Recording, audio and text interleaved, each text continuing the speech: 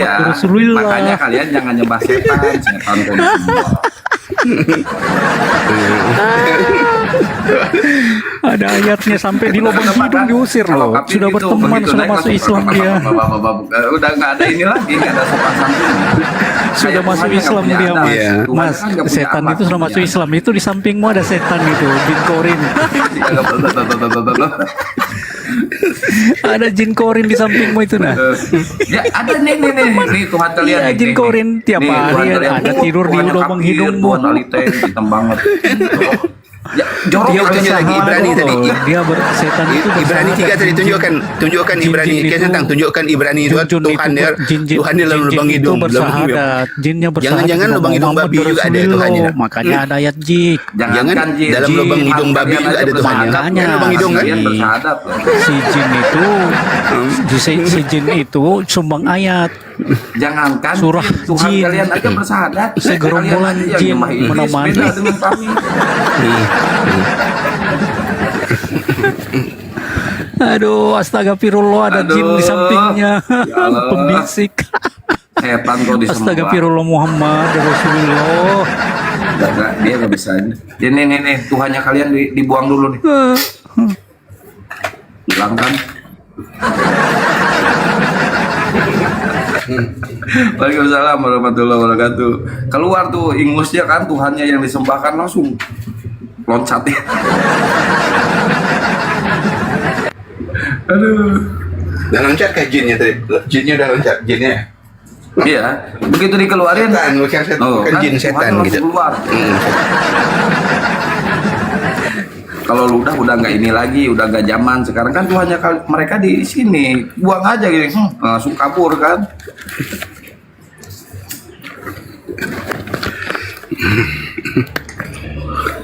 Padahal di sini aku tunjukkan ya di biblos mereka nih, di biblos mereka itu. Ini kan ada ngakui juga mereka di situ ada jin-jin gitu loh. Nah ini nih. Nih ya biblos ya. Nah, biblos nih kan. Ini biblos, ya kan? Bahwa mereka juga ngaku jin-jin itu ada gitu loh. Nah, cuman karena mereka ini kan banyak makan babi, mereka ini nih. Nampak enggak tuh? Kepada jin-jin. Ah, jin-jin kan. Tapi ini jin kafir, bukan jin Islam gitu. Jin kan ada dua golongan nih. Yang kafir dengan yang muslim. Nampak tak? Sini Santang. Nampak tak jin-jin itu? Ini nih, mana tadi? Ah, ini nih. Halo? Penonton nampak tak penonton tuh ada jin-jin di bawah tuh di kitab biblos nih. Bisa terbaca tak nih? Nampak kan? Nah, itu. Jadi ini jin kafir yang berteman dengan oten-oten itu gitu loh. Ah, ini di biblos ini. Al-Biblos Al-Kibul. Ah, ini. LAI. Ah, ini. Ah, kan? Jadi mereka tidak tahu diolok-oloknya jin. Padahal jin kafir atau setan ini yang menemani oten-oten itu gitu loh. Ah, ya. Jadi kalian itu harus membaca itu. Jadi ada beberapa tempat, nanti aku cari lagi di mana. Nah, ini juga di sini juga ada nih. Nah, nih. Nih, di Yesaya juga ada. Dan jin bertemu temannya. Nah, siapa temannya? Nah, ini tadi nih. Nah, nih. Ini di Yesaya 35. Nah, Yesaya 35 itu ada. Dan jin-jin itu bertemu dengan encus disalib. Itu jinnya. Kata ya. Kita tak gitu dong. Okey, aku tutup lagi anak tu aku, kamera aku.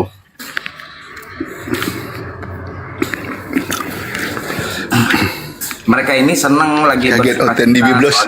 Soalnya apa? Mereka akan menggenjot, akan menggoyang Tuhannya perkawinan anak domba nanti di neraka. Oh gitu. Betul ya. Ya. Tuhannya Goyang, juga. ya, tapi kalau yang pertama, kedua, ketiga sampai ke 10 enak bunyinya pok. Tapi yang terakhir bang gitu kan bunyinya.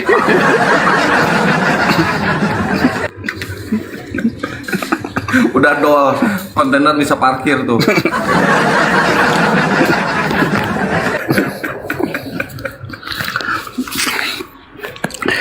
Makanya di siapa namanya nih? Petrus di Wahyu 3 nomor 9 itu kan. Wahyu 3 nomor, iya betul, Wahyu 3 nomor 9 itu dia bilang semua orang Kristen ini jamaat iblis atau pengikut setan. Kenapa? Mereka bukan Yahudi, ngaku-ngaku Yahudi. Ya kan gitu. Marah Petrus, kan Petrus orang Yahudi, murid Yesus kan. Nah, ada orang yang bukan Yahudi, apalagi di Indonesia nih kan. Pengikutnya Nomansen, ya kan. Pengikutnya siapa lagi? Erburtus, kan gitu kan. Nah, itu dia. Makanya dibilang sama dia, kalian yang bukan Yahudi, ngaku-ngaku Yahudi, kalian adalah jamaat iblis alias pengikut iblis. Gitu dong. Tuh ada bilang Tuhan Makondo, betul. Tuhan Makondo tuh model kolor, malah model konol. Jadi menurut Martin Luther di versi Biblos ya, di versi Martin Luther ya. Nah, jadi Tuhannya Orten ini, Tuhannya Orten, Yunani Gondrong ini, itu sadis benar, fitnahannya itu sadis benar oleh Martin Luther di tabel tapnya. Bahwa Yesus ini pernah berzina gitu, sebelum dia mati terkutuk itu. Ya kan? Pernah berzina 3 kali, itu menurut Martin Luther ya. Kalian boleh cari, diketik aja di Google, tabel tap Martin Luther, atau Yesus berzina menurut Martin Luther, itu keluar itu gitu. Dan ini, yo, gimana? Lo? Hilang gak suaraku nih? Halo, penonton? Suaraku hilang? Gimana? Oke, buat teman-teman yang mau diskusi santai ya, buat teman-teman Aliteng, teman-teman Oten, ayo silakan naik ke atas, kita diskusi ya. Tapi jangan penuh kebencian diskusinya, kita harus mengedukasi buat semuanya. Jangan naik-naik kayak tadi langsung marah-marah, mencak-mencak. Kita di sini nggak menghina atau nggak menghujat loh. Justru kalian sendiri begitu naik langsung menghujat. Jangankan naik, bunyi typingan kalian aja ya, itu udah penuh dengan kebencian, penuh dengan hujatan. Tapi merah Bang Bancai, bentar. Tapi di dunia nyata kalian ini penuh ketakutan dunia nyata. Sinyalnya itu jelek Bang Bancai. Ayo yang mau diskusi santai, open cam, mau hatuhan sama saya nggak apa-apa, ayo. Tapi syaratnya on cam, kita by data aja ya, jangan ada unsur-unsur hujatan atau unsur-unsur kebencian. Ya, jangan. Apalagi dirasuki dengan dengan segala macam bentuk apapun ya, nggak boleh. Kita harus mengedukasi buat teman-teman yang ada di bawah semuanya. Guru Najumah, Assalamualaikum warahmatullahi wabarakatuh. Waalaikumsalam warahmatullahi wabarakatuh. Kang Santang, apa kabar? Alhamdulillah sehat, Bunda. Alhamdulillahirabbil alamin. Masya Allah, sahabat-sahabat semuanya yang ada di YouTube, yang ada di channel Zulkifli Mabas, channel yang lainnya Lensa News TV, Mantp, dan beberapa channel-channel lainnya yang sedang menyimak. Channel saya Panglima Apologet Islam. Ya, Panglima Apologet Islam. Alhamdulillah, Masya Allah. Dan beberapa channel yang telah berafiliasi secara resmi dengan Apologet Islam Indonesia, dalam hal ini Bang Suma, Lensa News TV Muslim, Lensa News Muslim Channel, Mantp Channel, Sajian Islam Channel, Oma Islami Channel, Catatan Islami Channel, Asbik Channel, Andromedia Channel, Istiqomah Iman Channel. Alhamdulillah, Masya Allah. Teman-teman bisa nonton di channel-channel yang saya sebutkan barusan. Sebaiknya jangan nonton di channel-channel yang ilegal, yang tidak ada kerjasamanya dengan Apologet Islam Indonesia. Dalam hal ini saya sendiri sebagai pembina. Silakan tonton di channel-channel yang barusan, kembangkan channel tersebut, besarkan channelnya, karena itu adalah channel-channel yang berafiliasi untuk menjadi menara siar daripada Apologet Islam Indonesia sampai selama-lamanya. Bismillahirrahmanirrahim. Sahabat yang dimuliakan oleh Allah, kembali pada siang hari ini, hari Jumat 10 Saya sebagai Ketua Pembina Apologet Islam Indonesia menyampaikan beberapa hal, di antaranya kaidah Islam ketika membahas kitabnya Yahudi, legalitasnya itu dikarenakan Al-Quran menjelaskan tentang kedatangan Nabi Isa alaihi salam, Nabi yang datang di tengah Bani Israel yang lahir tanpa ayah. Allah Subhanahu wa taala menjelaskan di dalam Al-Qur'anul Karim, A'udzubillahi minasyaitonirrajim, wa rasulan ila bani Israel anni qad ji'tukum bi ayatin min rabbikum anni akhluqu lakum minat tin kahay'atit tayr fa anfukhu fi wa yakunu tayra biiznillah.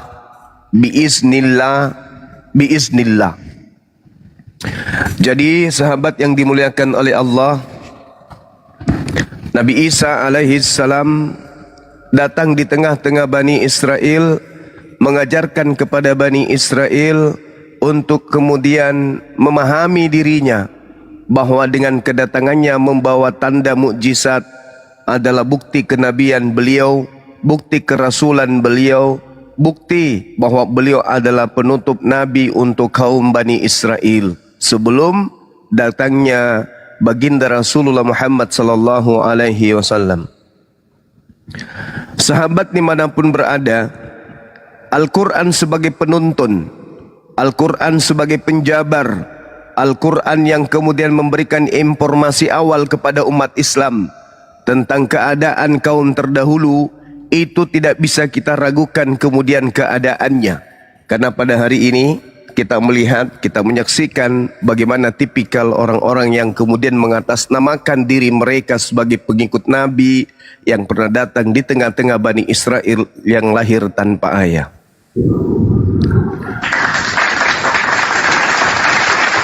Kemudian sahabat, di dalam Al-Quran juga dijelaskan ketika Nabi Isa alaihi salam datang di tengah Bani Israel, Nabi Isa menjelaskan, wa musaddiqan lima baina yadai minat Taurah wa liuhilla lakumul ba'dal ladzi hurrima alaikum wa ji'tukum bi ayatin min rabbikum fattaqullaha wa ati'un. Ini sering saya sampaikan bahwa Nabi Isa alaihi salam ketika datang di tengah-tengah kaumnya Bani Israel, Nabi Isa alaihi salam kemudian mengajarkan apa? Mengajarkan menghalalkan sebagian dari apa yang diharamkan oleh Tuhan kepada mereka Bani Israel.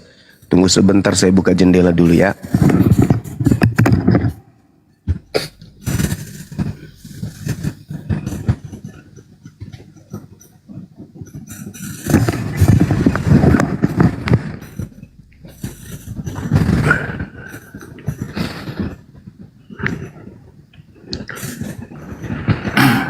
Ya, sambil tap-tap layar Gurunda. Gurunda. Oke. Teman-teman semuanya, Baik. Gurunda lagi buka jendela. Oh, udah beres. Lanjut Gurunda. Masya Allah.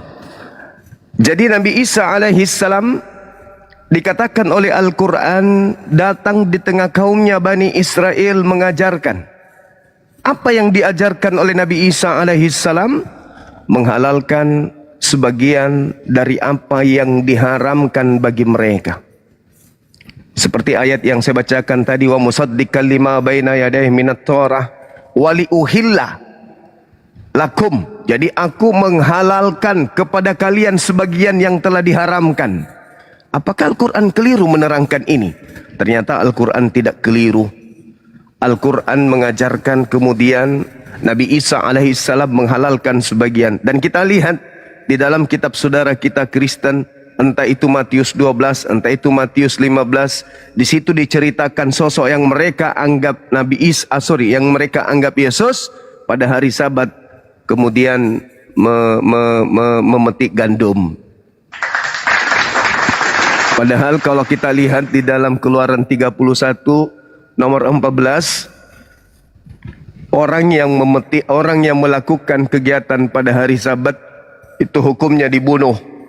Tapi Nabi Isa menjelaskan dalam Al-Quran, menghalalkan sebagian. Dan fakta di hari Sabtu, Yesus acap kali kemudian melakukan pengobatan terhadap orang yang ada di sekelilingnya. Lalu sahabat yang dimuliakan oleh Allah, Nabi Isa alaihissalam ketika datang di tengah-tengah Bani Israel mengajarkan, "Inni Abdullah ataniyal kitab wa ja'alani nabiyan." Sebagai hamba Allah yang diberi ketetapan kepada dirinya, lalu menjadi nabi di tengah-tengah kaumnya Bani Israel. Simpul dari pengajaran Nabi Isa alaihissalam adalah bahwa innallaha rabbi wa rabbakum fa'buduh. Ajaran Nabi Isa alaihissalam di tengah-tengah Bani Israel, sesungguhnya Allah Tuhanku dan Tuhanmu, maka ibadalah kepadanya, sembahlah ia, jangan ada yang lain. Hadza siratul mustaqim. Itulah jalan yang lurus itu. Apa jalan lurusnya? Ketika Nabi Isa alaihissalam mengatakan fattakullah wa atiun, fattakullaha wa atiun, bertakwalah kepada Allah, takutlah kalian kepada Allah, dan taatlah kepadaku. Di dalam kitabnya saudara kita Kristen, lagi-lagi kita gunakan kitabnya Kristen, karena Kristen itu adalah agama syiar yang menginginkan seluruh manusia menjadi pengikut agama Kristen berdasarkan amanat agung. Maka sah-sah saja kita membahas itu kaitannya dengan Nabi Isa alaihissalam. Yesus, Yohanes 17 nomor 3, hidup kekal itu adalah mereka mengenal Engkau satu-satunya Tuhan yang benar, dan mengenal Yesus Kristus yang Engkau utus. Fattakullah wa atiun. Jadi Nabi Isa mengajarkan kaidah kepada kaumnya Bani Israel, bertakwalah, takutlah kepada Allah, dan taat jugalah kepada aku. Lalu berjalannya waktu, sahabat yang dimuliakan oleh Allah, Al-Quran menjabarkan informasi gaib ini kepada baginda Nabi Muhammad sallallahu alaihi wasallam. Falamma ahassa Isa, jadi Nabi Isa alaihissalam itu merasakan keadaan di mana kaumnya itu sedikit demi sedikit sudah memperlihatkan kemungkaran, keingkaran, kekufuran kepada beliau. Falamma ahassa Isa minhumul kufra, ketika Nabi Isa kemudian melihat sebagian dari Bani Israel sudah menampakkan permusuhan terhadap dirinya, Nabi Isa kemudian bertanya kepada Bani Israel kala itu, sahabat-sahabat sekalian, Man ansari ilallah? Qala al-hawariyun nahnu ansarullah. Ayo, siapa di antara kalian yang akan menjadi penegak hukum yang Tuhan berikan kepadaku untuk ditegakkan, untuk disampaikan, untuk diajarkan?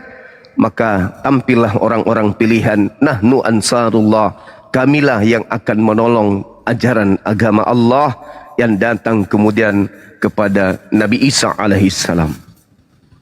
Lalu di antara mereka yang tidak ingin menolong Nabi Isa alaihissalam melakukan kemungkaran. Wa makaru wa makarallah.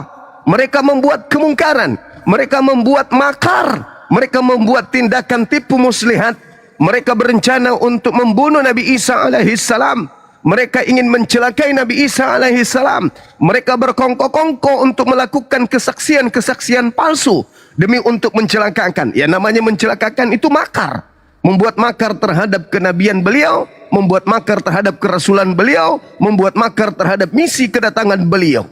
Lalu Allah mengatakan, Iz qala Allah ya Isa inni mutawaffik.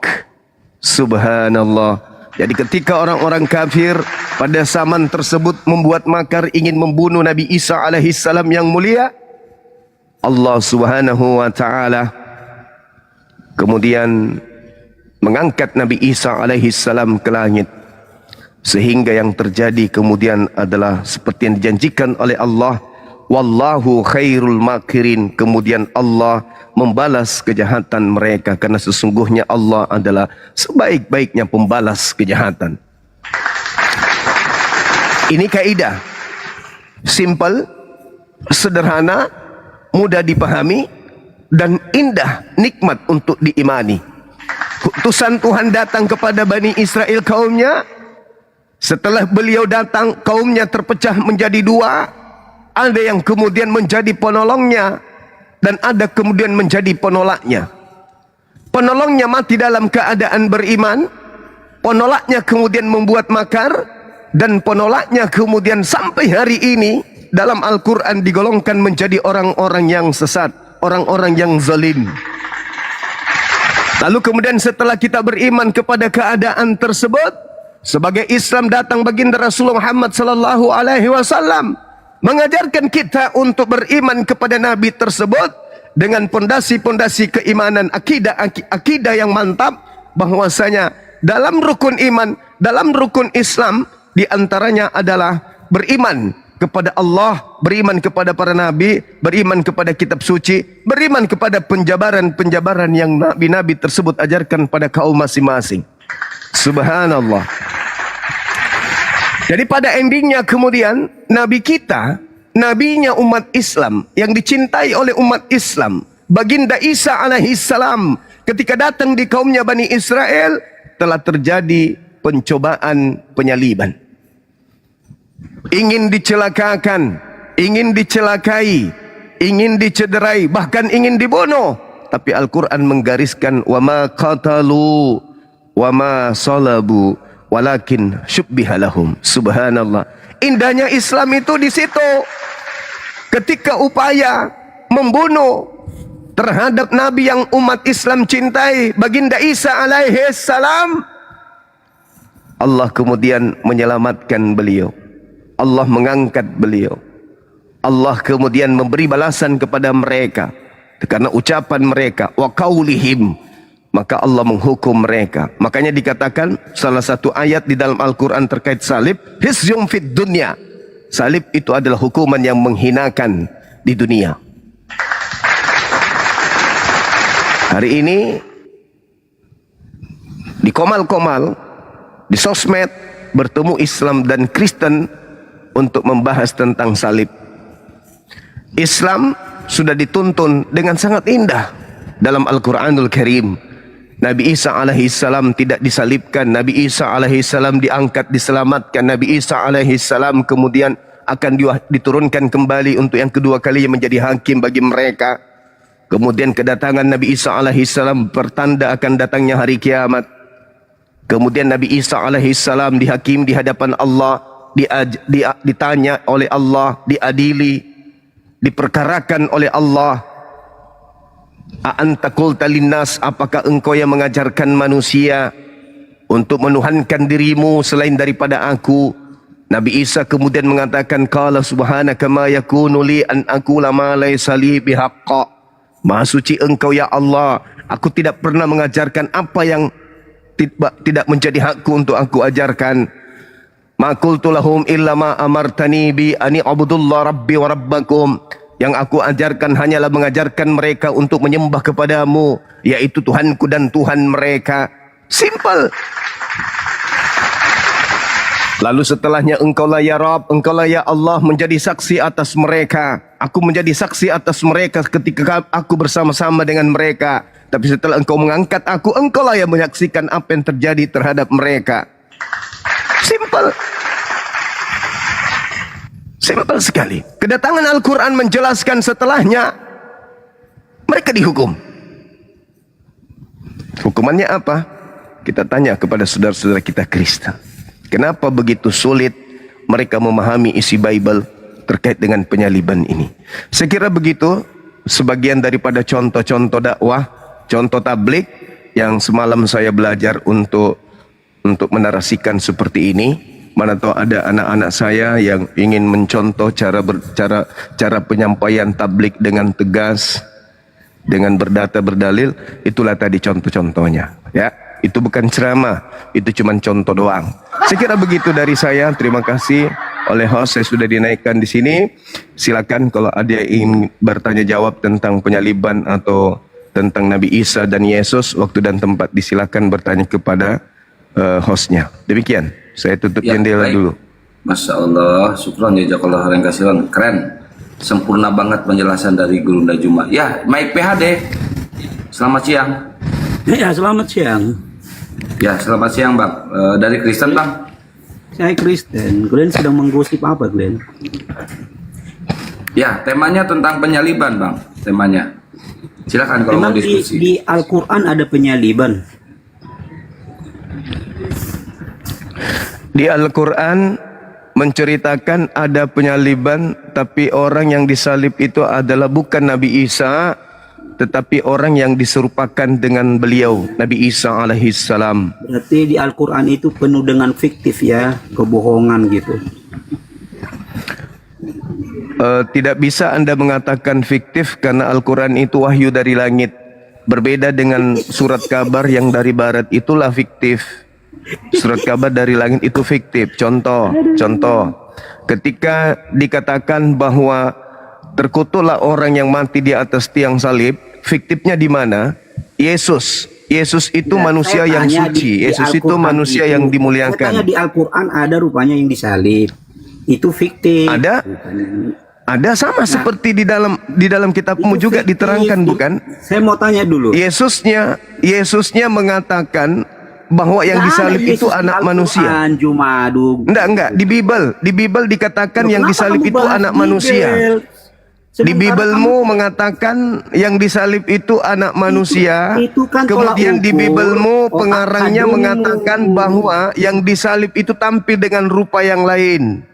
Begini. Sekarang kalau tidak fiktif, Begini, aduh, kamu boleh ini tidak kayak Anda Mama. menjelaskan kepada kita di sini kamu sedang membuka bahwasanya isi Alkitab. yang Saya disalib membantah. itu adalah orang yang diserupakan berdasarkan Markus 16 nomor 12. Di situ jelas dikatakan bahwa orang itu diserupakan. Kalau Boleh kamu tidak Anda mau menjelaskan diskusi, kepada kami di sini Ya, wajah yang diserupakan di situ wajah siapa? Silakan.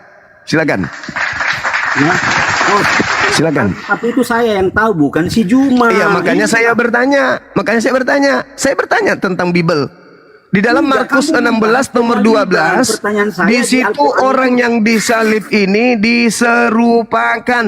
Pertanyaan saya, diserupakan dengan wajah siapa? Silakan. Begini,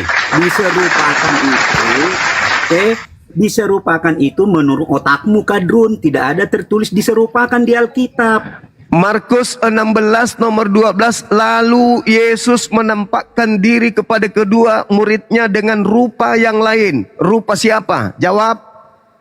Kawan, kamu mengatakan disalib. Rupa yang lain itu rupa siapa? Jawab. Dengar dulu, inilah nggak punya Tuhan, otaknya nggak sehat. Dengarkan dulu cuma. Rupa yang lain. Jawab. Diam Markus dulu kamu. 16 nomor 12. Saya mau Di jawab. situ tapi dikatakan dengar. Yesus Buka dulu menampakkan diri kepada kedua murid tersebut dalam rupa yang lain. Rupa Itu yang lain bisa- ini rupa siapa? Jawab. Nah, itu udah disalib belum? Itu sebelum disalib. Sudah. Dia sudah bangkit keluar dari kubur. Ah, yang diserupakan yang disalib atau yang sebelum? Itu dalam rupa yang lain. Pertanyaan saya, rupa Makanya siapa? buka maskermu Rupa siapa? itu, kawan. Rupa Buka siapa? dulu maskermu Jawab. itu supaya nampak bonengmu. Kisah para Rasul 25 nomor 19, mereka berselisih paham tentang seseorang yang bernama Yesus. Sebagian mengatakan Yesus telah mati, sebagian yang lain mengatakan dia masih hidup. Ayo, pertanyaan saya, ketika dikatakan dia dibangkitkan orang yang disalib ini, dia diserupakan Ternyata- dengan rupa siapa? Jawab. Ini pengecut ya. Jawab. Si Juma itu bertanya, tapi kenapa saya di mute? Ya, silakan Anda jawab. Silakan. Ya. Yang saya tanya di awal, yang diserupakan itu disalib atau belum? Yang belum disalib, yang diserupakan jelas Nama- di Lukas 22. Lukas 22 69. Juma banci. Lukas 22 69 dikatakan bahwa yang disalib ini berkata, Yesus sekarang sudah duduk di sebelah kanan yang Maha Kuasa. Berarti yang disalib ini adalah orang yang diserupakan Yesus. Rupanya ini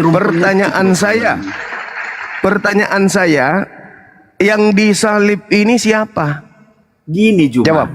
Kau menciptakan narasimu, terus kau menggiring saya kepada kebodohanmu. Lukas 22:69, orang yang disalib ini berkata, Iya. Yesus sekarang sudah duduk di sebelah kanan Tuhan yang Maha Kuasa. Iya, kau Lalu yang membuat disalib ini narasi. siapa? Lalu yang disalib ini siapa? Aduh, mau dijawab. Yang disalib, yang disalib berkata, yang disalib Jawablah sendiri berkata, pertanyaanmu. Yesus sekarang, Ya. Yesus sekarang sudah duduk di sebelah kanan Tuhan yang Maha Tinggi. Berarti yang disalib ini siapa? Dengar ya, saya jawab ya. Ah, Nah, ya. jangan kejang-kejang kau. Nanti ku toyor kau. Enggak dari sini. dong. Islam masa kejang-kejang Islam? Enggak mungkin. Islam itu paling kejang-kejang itu. Makanya kau Enggak takut sama dong. Bung Edis. Dengar ya. Enggak dong. Pertanyaan saya awal diskusi kita, emang ada yang disalib di Al-Quran? Itu Ada. Nah, di Iya, mana ada. tertulis siapa orang yang disalib? Al-Quran surah An-Nisa ayat 157. Siapa yang disalib itu? Tidak disebutkan, tapi disebut Makanya tidak saya disebutkan, bilang, tapi dikatakan Quran diserupakan. Itu fiktif. Semua tidak disebutkan. Oke, Anda mengatakan Quran saya fiktif. Oke, baik. Saya balik nanya. Di dalam Oke. kitabmu Cuma Lukas sepakat 22 nomor Al-Qurannya 69. Loh, fiktif. kenapa? Kenapa Anda panik? Kenapa Anda panik? Saya balik bertanya, di dalam mengakui kitabmu Al-Quranmu fiktif. Lukas Keren 22, sekali dengar, tidak disebutkan namanya, tidak disebutkan namanya. Penyaliban ada, berarti tidak fiktif. Penyaliban Quranmu ada, itu tapi tidak disebut fiktif. nama. Kamu sudah mengakui. Tidak disebutkan nama bukan berarti fiktif. Tidak disebutkan nama, tapi dikatakan diserupakan. Toyorlah kau nanti dari Nah, saya sini. balik bertanya dong.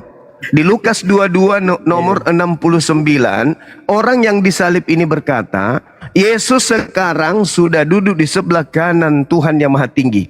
Lalu yang disalib ini siapa? Jawab. Enggak, pertanyaan saya di Al-Quran ini.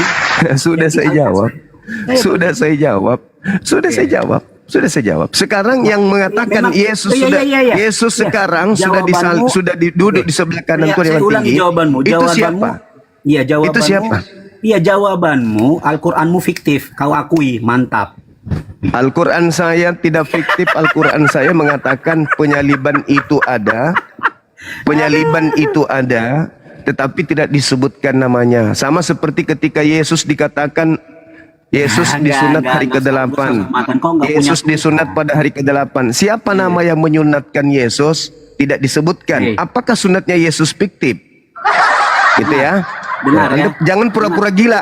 Jangan pura-pura gila tentang materi ini. Sekarang coba Anda jawab. Sekarang Anda jawab. Kamu Siapa yang disalib yang mengatakan Yesus sudah duduk di sebelah kanan Tuhan yang Maha Tinggi? Itu siapa yang berkata seperti itu? Gini Juman, kamu nggak gentleman. Kamu Udah mulai. Udah istirahatkan aja di neraka orang ini. Istirahatkan. Dia nggak bisa menjawab, dia nggak bisa diskusi. Ya, jadi maaf ya teman-teman. Kalau Anda mengatakan Al-Quran itu fiktif karena tidak menyebutkan nama, berarti kelahiran Yesus juga fiktif karena tidak mengetahui siapa nama malaikat yang datang menerangkan pada hari ini telah lahir bagimu. Siapa nama malaikat yang berkata seperti itu? Tidak ditahu. Oke?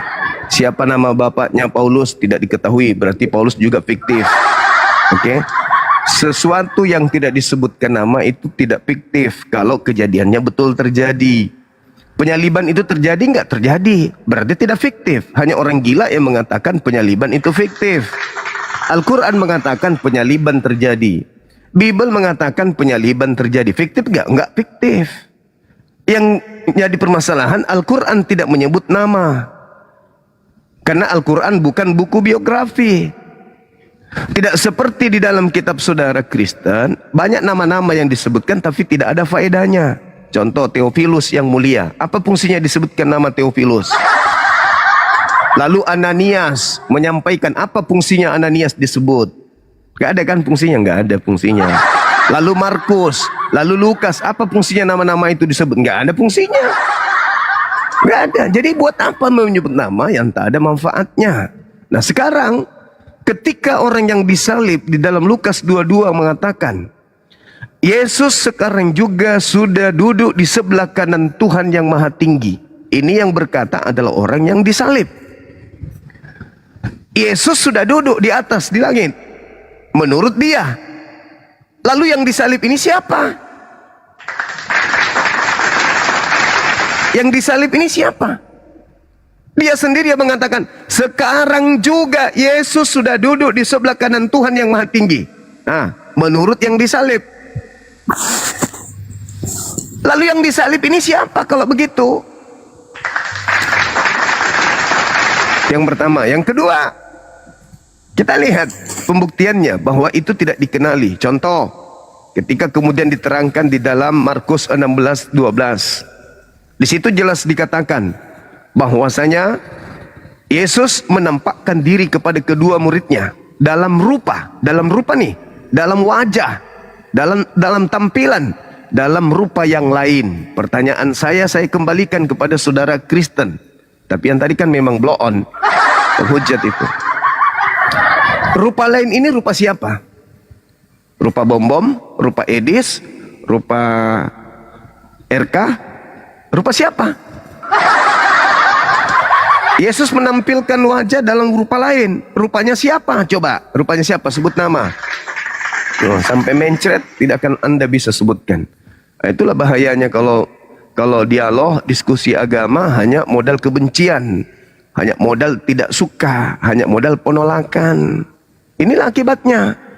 Gila permanen. Bertanya kenceng, ditanya mandul.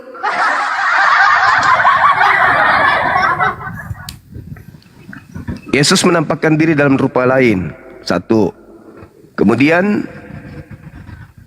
Maria pada minggu pagi datang ke kuburan dan hanya menemukan kemudian seorang tukang kebun yang dikira tukang kebun, malaikat. Siapa nama malaikat tersebut?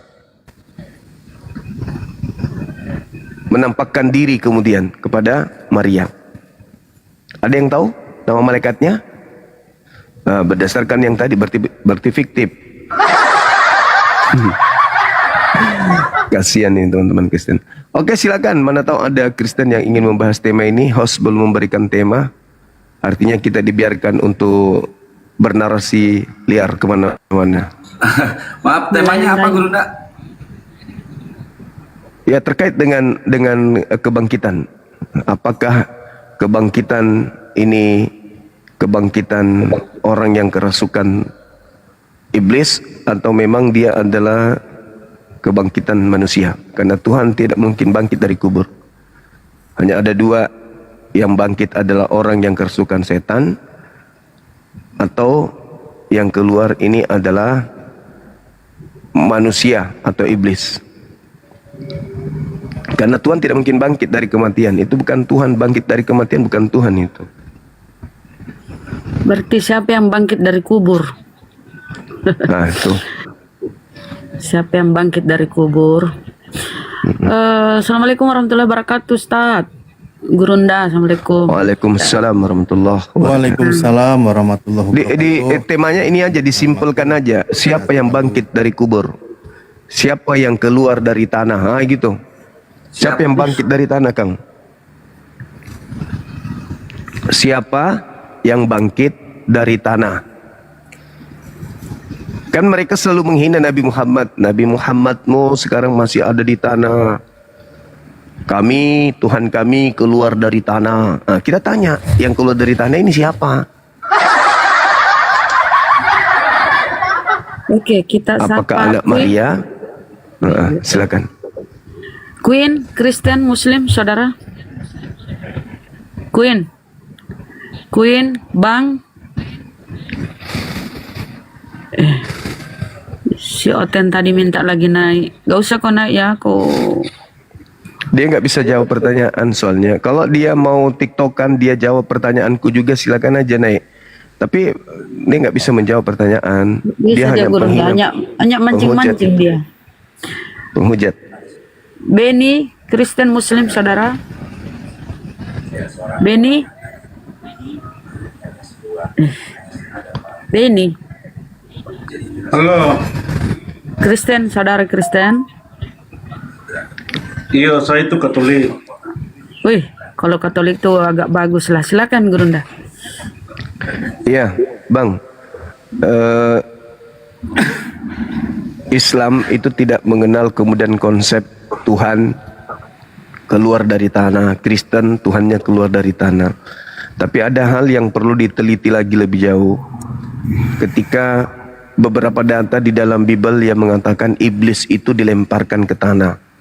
Contoh misalnya Yesaya 14:15, iblis dilemparkan turun ke liang kubur, itu satu. Kemudian yang kedua, Yesus sendiri mengatakan dalam Lukas 10:18, iblis diturunkan dari langit ke bumi, ke tanah. Kemudian di dalam Wahyu 12:9, ular naga tua, yaitu iblis atau Satan, itu dilemparkan turun ke tanah. Wahyu 12:9. Yesus mengatakan bahwa penguasa dunia akan dilemparkan keluar. Nah, satu-satunya tempat iblis itu di tanah. Berarti ketika Yesus mengatakan iblis dilemparkan keluar, berarti iblisnya dilemparkan keluar dari tanah. Pertanyaan saya, siapa yang keluar dari tanah memakai nama Yesus dan mengatakan pergilah ke seluruh dunia, jadikanlah seluruh bangsa menjadi muridku? Itu siapa, Bang? Yang keluar dari tanah itu? Silakan. Oh, berarti ini kau ada tanya siapa? Saya ini kah? Iya. Oh, ini begini. Sekarang saya kasih jelaskan di kau. Iya. Siapa pun menjelaskan tentang kalian itu tidak bisa, karena begini tetap saja salah. Silakan, Bang. Tidak bisa, Nggak usah putus asa dulu. Jelaskan aja dulu. Pertama, kalian itu abad ke-7. Bagaimana mau bisa dapat? Tidak mungkin itu. Apalagi yang kau yang hanya congol saja. Ini orang sudah putus asa ini kalau begini. Putus asa Bagaimana Anda bisa mengatakan Anda abad pertama sedangkan Anda juga hidup di zaman sekarang? Bedanya, Anda percaya kepada buku-buku yang datang di abad pertama katanya, saya tidak. Itu aja, tapi Anda dengan saya sama-sama di abad sekarang. Jangan lebay. Jangan lebay. Sekarang bagaimana otak Anda? Sabar dulu. Bagaimana otak Anda sekarang menelaah dan menjelaskan, Jangan frustasi, Bang, santai aja. Pertanyaan saya, kata Yesus sekarang, Yesus abad pertama, sekarang dunia dihakimi, sekarang juga iblis dilemparkan keluar. Abad pertama iblis dilemparkan keluar. Pertanyaannya, keluar dari mana? Ayo, jawab dong. Yesus yang mengatakan, sekarang juga. Sekarang itu abad pertama. Kalian beriman kepada makhluk yang keluar dari tanah, yang keluar pada abad pertama. Ayo, siapa yang keluar di abad pertama dari tanah? Ayo, itu jawab dulu. Jawab juga, kau tetap saja kau tidak kau tidak percaya dan tidak usah perlu jawab karena susah. Kasih Islam itu susah. Oh, susah. Ya sudah, kalau susah nggak usah, nggak apa. Nggak usah kalau gitu, nggak usah. Kalau Anda menjawab sedikit pun, siapa yang keluar dari tanah? Ternyata susah, ya sudah kalau gitu. Padahal kisi-kisinya saya sudah bocorkan. Wahyu 12:9, yang masuk ke tanah itu iblis, ular naga tua. Itu kok berasumsi. Bukan asumsi, itu data. Wahyu 12:9, ular tua yaitu iblis Satan dilemparkan ke dalam tanah.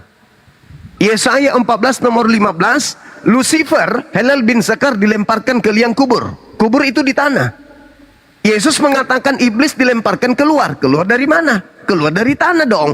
Masa keluar dari hotel? Keluar dari tanah. Nah, sekarang siapa yang menyembah makhluk yang keluar dari tanah? Saya atau saudara? Agamamu itu Tuhan Allah tidak ada dengan apa hubungannya dengan agama. Aduh, makanya kalian tidak ada mujizat. Berdoa saja Tuhan Allah dia tidak dengar. Aduh, Abang, jangan gitu, Bang. Jawab aja, Bangku, jawab aja. Jangan curhat, jangan nangis. Jawab aja gimana ceritanya tuh. Makhluk keluar dari tanah, kata Yesus. Yesus yang berkata, Bang. Yesus yang berkata, sekarang juga, sekarang. Muhammad punya mujizat itu yang mana? Sekarang itu maksudnya apa? Sekarang, kata Yesus sekarang. Sekarang, kata sekarang dalam bahasa Yunani itu nun. Yesus mengatakan nun. Nun. Yesus mengatakan nun. Sekarang juga dunia dihakimi. Mujizat itu mana? Kalian biasa Sekarang juga dunia dihakimi kata Yesus, Bang. Sekarang juga dunia dihakimi kata Yesus. Gimana dong? Sekarang mana mujizat? Sekarang juga Mana dunia mujizat mana? dihakimi kata Yesus. Abang, sekarang juga Oh, dunia Mama dihakimi mujizat kata itu Yesus. mana? Sama dia, Mama dia bikin mujizat apa? Waduh. Apa? Gimana ini teman-teman? Ini kenapa larinya ke mujizat? Kita nggak bahas mujizat. Kita sedang membahas siapa yang keluar dari tanah gitu loh. Siapa yang masih di dalam tanah? Oh, iblisnya itu dilemparkan jauh. Dilemparkan itu sebelum kemudian manusia, setelah Nabi Adam alaihissalam itu jatuh, iblisnya sudah diusir keluar. Bukan pada abad ke-7. Jangan abad ke-7. Iblisnya itu dilemparkan keluar di abad pertama. Sebelum abad pertama, sebelum Masehi, iblisnya dilemparkan turun ke tanah. Di abad pertama, iblisnya dilemparkan keluar dari tanah. Siapa yang menyembah makhluk yang keluar dari tanah? Itu dulu. Emangnya ada kok iblis keluar dari tanah? Lah, lalu keluar dari mana? Setelah dia dilemparkan ke tanah, dia keluar dari mana? Ya coba tunjukkan di mana keluar dari tanah tuh gimana? Yesus mengatakan di dalam Yohanes 12 nomor 31, Yesusnya yang mengatakan itu, bahwa iblisnya ini dilemparkan keluar. Keluar dari mana? Yang saya tahu iblis dikeluarkan dibuang ke bumi. Ya, ke bumi itu kemana? Ke bumi di situ tidak dikatakan ke bumi, di situ dikatakan G itu tanah, di dalam tanah. Yesaya 14 nomor 15, iblis dilemparkan ke liang kubur. Kubur itu tanah tuh bukan, Bang? Ya, iblis itu roh bukan? Iblis itu roh. Nah iya, masa dia masuk ke tanah? Lah, Yesus di dalam Yohanes 6 nomor 70 mengatakan Yudas adalah iblis. Yesus di dalam Yohanes 6 nomor 70 mengatakan kepada Yudas iblis. Yesus di dalam Yohanes 8 nomor 37 nomor sampai 44, Yesus mengatakan orang-orang Yahudi dan orang-orang yang ingin menyalibkan dia adalah anak-anak iblis.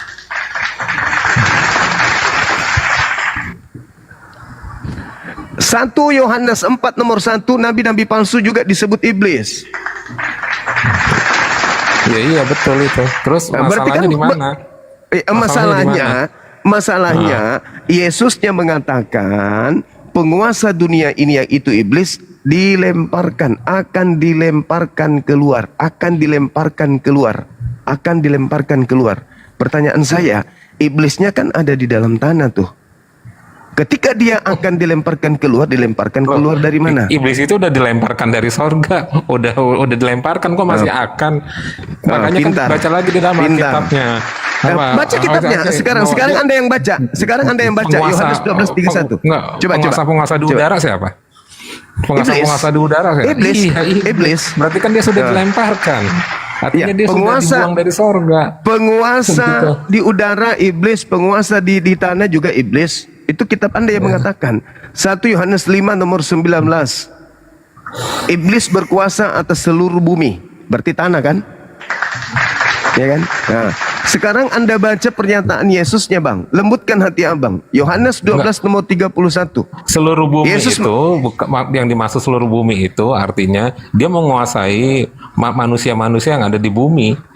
Nah, sekarang maksudnya kalau dia dikatakan di dalam Yesaya 14 nomor 15, iblis dimasukkan ke dalam liang kubur, itu maksudnya apa? Coba tunjukin nama saya. Iblis masuk ke liang kubur. Iya, silakan. Yesaya 14 nomor 15 Anda baca, silakan. Bentar.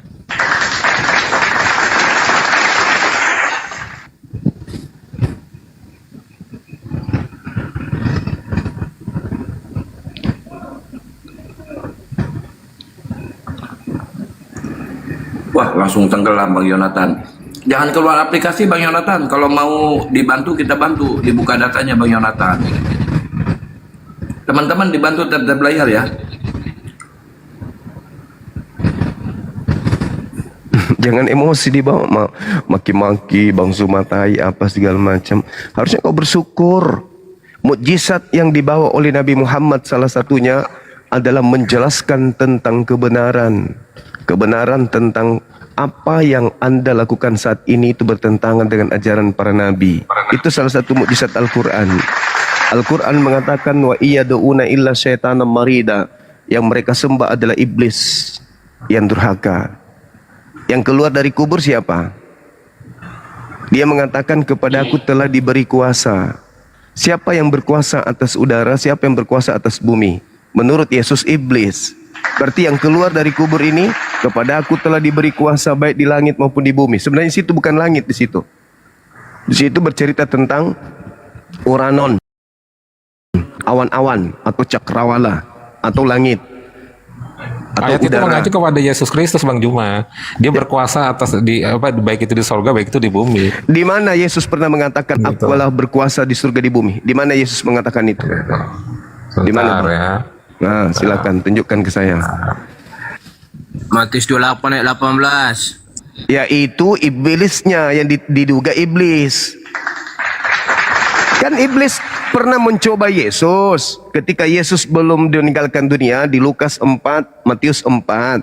Iblis datang kepada Yesus, Yesus, segala kuasa yang ada dan kemegahannya yang ada yang kuperlihatkan kepadamu ini akan aku serahkan kepadamu, akan aku berikan kepadamu jikalau kamu menyembah aku, sebab aku iblis berkuasa memberikan kepada siapapun yang aku kehendaki.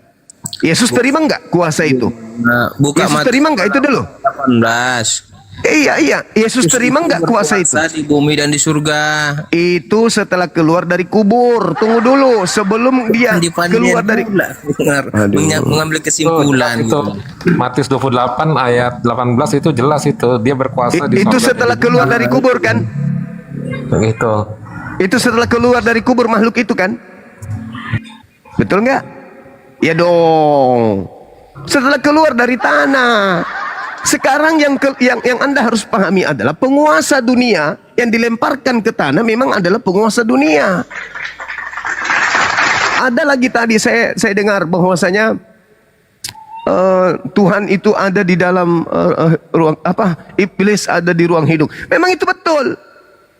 Kitab saudara sendiri yang mengatakan Efesus 2 nomor 2. Iblis itu ada di udara. Yang keluar masuk di hidung itu udara.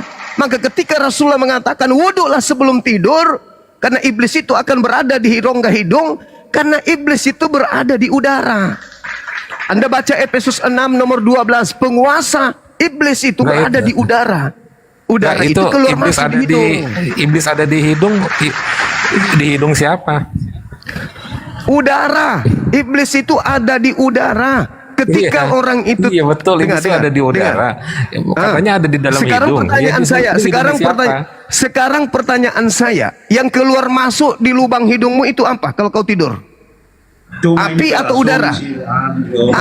Tunggu dulu. Yang keluar masuk di dalam hidungmu ketika kau tidur dalam keadaan tidak terjaga nih, tidak sadar, tapi yang keluar masuk di dalam tubuhmu itu apa? Api atau udara? Ya udara, napas. Ya udara. Menurut tapi bukan Bibelmu, iblis tuh. Tunggu. Dengar. Menurut Bibelmu, iblis itu berada di mana? Efesus 2 nomor 2. Penguasa di udara. Iblis itu ada di udara. Dia penguasa di udara. Mengerti udara enggak? Yang keluar masuk di hidungmu itu apa? Udara atau bukan? Ya nafas. Yang keluar masuk hidung tapi bukan iblis. Kutanya. Yang keluar masuk di lubang hidungmu itu apa? Ya udara, emang kenapa? Ya udara. Siapa penguasanya? Siapa yang berada di udara? Ya iblis. Terus? Ya, iblis. Emang iblis masuk ke hidung saya? Udah, kita tinggalkan itu. Enggak. Yang masuk ke hidung ke iblis, hidung masuk hidung itu hidungnya siapa? Kalau hidung sekarang masuk nggak udara di hidungmu? Kutanya dulu. Di hidungmu ada udara nggak? ya ada, tapi bukan iblis tuh. Iblis nggak ada masuk ke hidung saya. Ada nggak udara di hidungmu? Kutanya dulu, ada nggak udara di hidungmu? Ada nggak? Saya menghirup udara. Ada nggak? Ada nggak? Ya, ada udara di sini. Berarti kau hirup apa? Ketika engkau menghirup udara, dengar. Ketika engkau menghirup udara, Efesus 2 nomor 2, yang menguasai udara siapa? Yang ada di udara siapa? Ya pengawas udara Yang ya ada di iblis. Mau siapa lagi? Ya, iblis. Berarti kau hirup apa? Kau hirup apa tadi barusan? Ya enggak dong. Kau hirup apa? Ya bisa sama kan. Enggak dong. Bang Joman Enggak lucu nih dong. Bang Joman. Enggak dong. Enggak dong. Kitabmu mengatakan itu. Kitabmu mengatakan. Kitabmu sendiri yang mengatakan Efesus 6 nomor 12, yang berada di udara itu adalah roh-roh jahat. Yang berada di udara itu adalah roh-roh jahat. Yang menguasai udara, yang ada di dalam udara itu adalah iblis. Efesus 2 nomor 2. Makanya dengar. Makanya dengarkan. Pantesan Bang Juma sering pakai masker ya Mas Juma ya. Dengar. Umat Islam ketika tidur mereka mengisap udara. Orang Kristen ketika tidur juga mengisap udara. Sama-sama kan? Pembeda antara Islam dan Kristen, kata Rasulullah, kamu sebelum tidur wudu untuk menghalangi iblis masuk ke rongga hidung. Sekarang kamu tidur, apa yang menghalangi iblis masuk ke rongga hidungmu? Apa yang menghalangi? Ada? Nggak ada, halilintar. Kembali kepada tema kita. Nggak usah kalian permalukan agama kalian sendiri ya. Kembali ke tema kita. Siapa yang keluar dari tanah? Tuhan atau iblis? Jawab.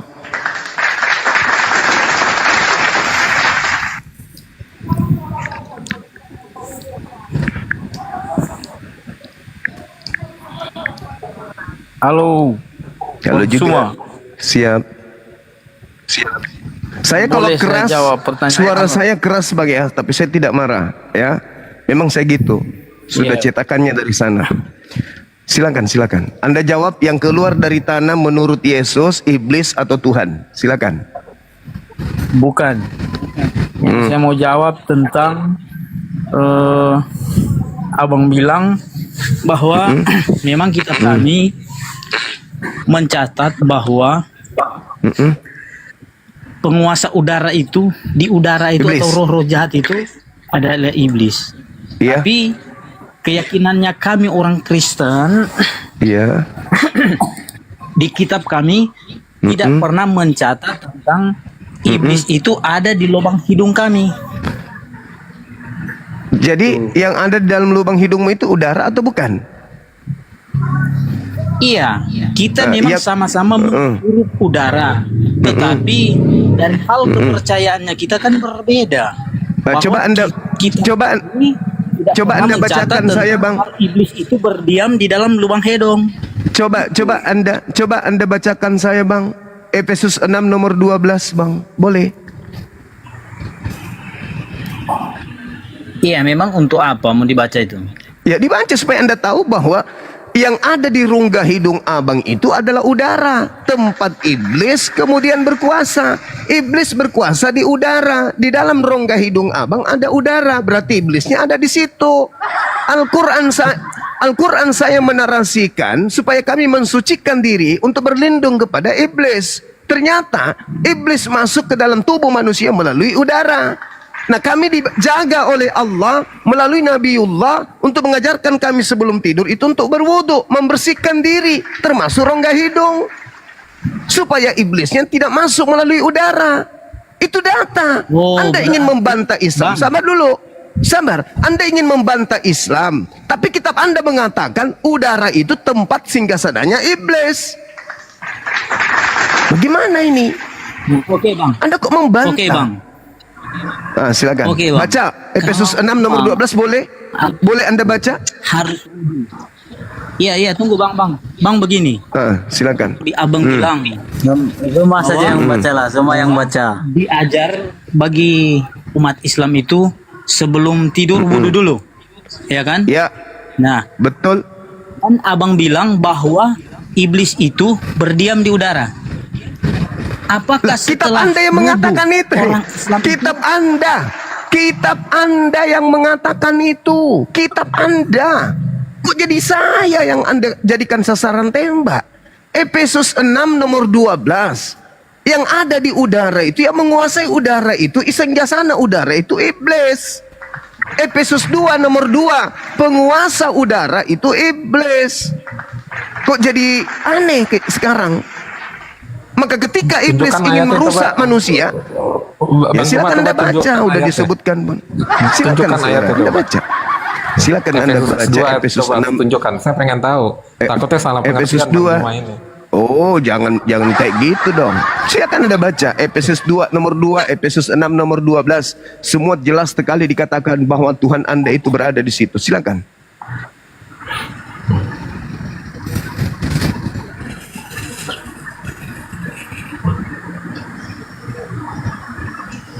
Terus kalau Muhammad ada di mana Bang Juma? Nabi Muhammad di alam ruh, alam barzakh, sama seperti nabi-nabi yang lain. Nabi Musa, Abraham, Ismail, Ishak, Harun, Daud. Hanya Isa alaihissalam diangkat ke langit karena dia akan turun menjadi hakim bagi Kristen. Dalam kuburan dia, dalam kuburan. Kenapa nggak Nabi percaya Isa Muhammad- aja Bang Juma? Nabi Muhammad itu di alam kubur, di alam barzakh. Ya, Iya, tidak dilemparkan selalu. keluar. Dalam Tidak dilemparkan kuburan. keluar. Tidak dilemparkan keluar. Nah, Yesus mengatakan Mana ada iblis dalam dilemparkan keluar. Iblis Tulang-tulang dia masih dalam kubur. Yesus mengatakan iblis dilemparkan keluar dari liang kubur. Sejak kapan iblis dilemparkan keluar dari kubur? Menurut Yesus dari sejak abad pertama. Kalau Anda baca Wahyu 12, Wahyu 9 nomor 12, di situ jelas sekali dikatakan bahwasanya ular tua, yaitu iblis atau Satan, yang telah menyesatkan eukumene, gereja-gereja yang ada di Romawi, itu dilemparkan ke tanah. Dilemparkan ke tanah. Itu dalil. Wahyu 12 yang Bang Juma, mengatakan Bang itu, Juma. Bang, bukan saya yang menjelaskan itu. Bang Juma, saya mau tanya Bang Juma. Bang Juma percaya Isa nggak? Saya percaya Nabi Isa alaihissalam utusan Tuhan untuk Bani Israel. Kenapa, Bang? Ah, gitu. Kan dia mau datang lagi tuh, katanya dia sebagai penghakim. Ya. Ya. Kenapa nggak beriman sama Isa aja yang sebagai penghakim? Ya, Dibanding justru kami Muhammad? beriman. Justru kami beriman. Datangnya Nabi Isa alaihissalam sebagai hakim itu ajaran Nabi Muhammad. Karena kami beriman kepada Nabi Muhammad, maka kami tahu bahwasanya Nabi Isa akan turun sebagai pertanda datangnya hari kiamat. Kenapa dia turun? Karena dia menjadi hakim bagi Kristen. Kristen akan dihakimi.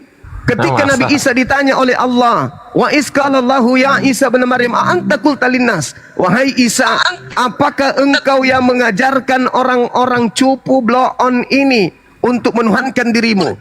Apa kata Nabi Isa? Tidak. Saya tidak pernah mengajarkan mereka. Makanya kalian diusir kan oleh Yesus? Enyahlah daripadaku, kalian semua adalah pembuat kejahatan, aku tidak mengenal kalian. Siapa kalian di sini? Ya Kristen. Siapa yang bernubuat, bermujizat, mengusir setan pakai nama Yesus? Islam atau Kristen?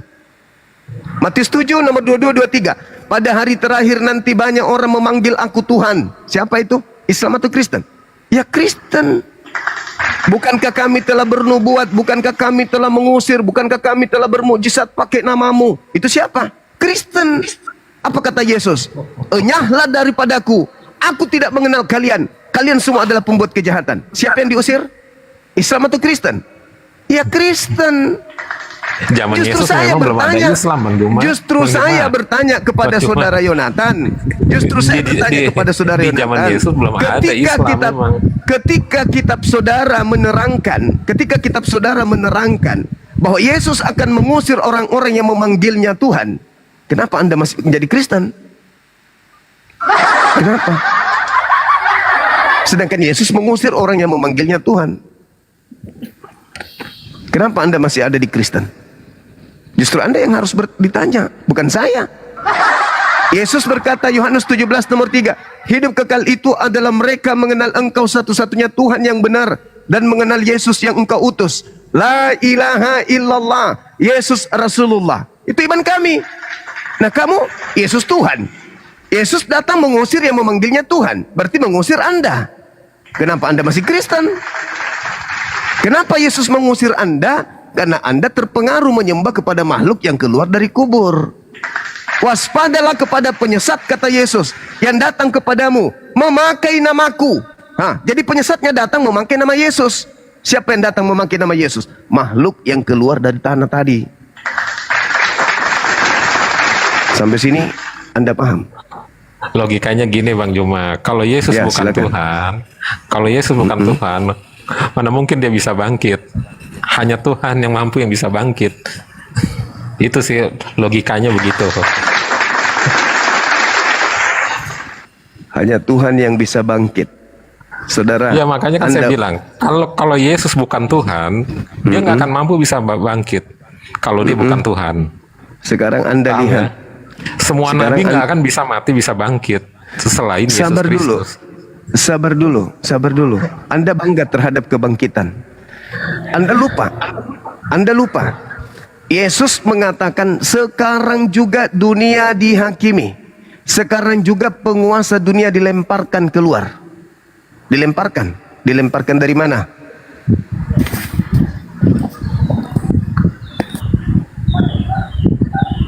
Makanya saya bilang tadi Bang, pahami dulu bahwa iblis itu dilemparkan masuk ke dalam liang kubur. Ketika iblis ini dilemparkan keluar, berarti dilemparkan keluar dari liang kubur. Coba Anda lihat indikasi kuatnya di dalam Matius 12 nomor 38 40. Apa kata Yesus? Angkatan jahat ini, yaitu orang Farisi, minta satu tanda, dan tidak akan diberikan satu tanda apapun selain anak manusia akan keluar pada hari ketiga dari kubur. Itu tanda untuk siapa? Itu tanda untuk siapa? Tanda angkatan jahat. Kenapa angkatan jahat diberikan tanda tentang keluarnya dari kubur? Karena yang keluar dari kubur itu si jahat. Bukan Yesus yang keluar dari kubur. Yesus anak Maria itu tidak mengalami kematian. Yesus anak Maria itu tidak mengalami kematian. Sampai hari ini beliau masih hidup. Ya, jadi yang keluar dari kubur itu adalah si jahat yang diberikan sebagai tanda untuk angkatan si jahat. Makanya Anda lihat khotbah Petrus. Coba Anda lihat Petrus ketika berkhotbah di dalam Kisah Para Rasul 2 nomor 29, 30, 31, 32, 33, 34, 35, 36, 37, 38, 39, 40. Anda baca itu. Nih Bang Juma. Terusnya. Bang Juma Anda baca. Kok malah menafsirkan Alkitab? Kok Saya tidak menafsirkan. Saya tidak menafsirkan. Itu tertulis. Tadi Bang Juma Itu tertulis di Bible.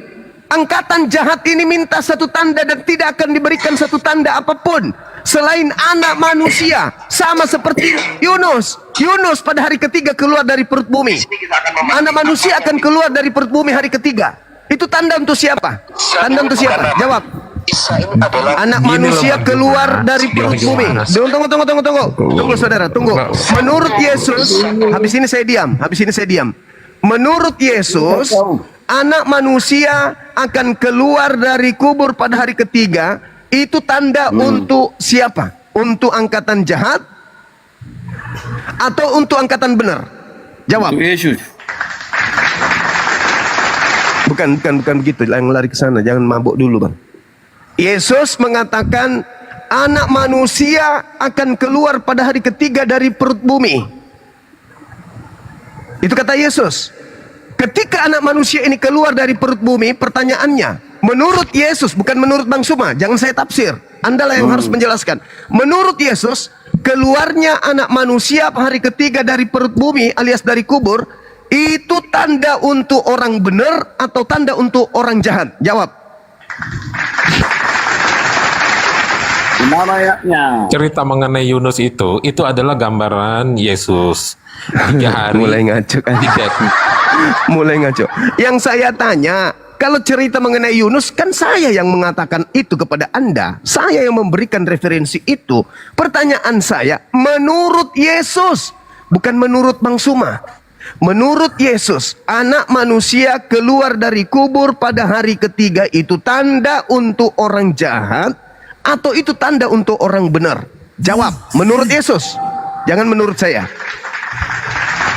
Mana ada narasi begitu, tanda-tanda. Nggak ada narasi gitu.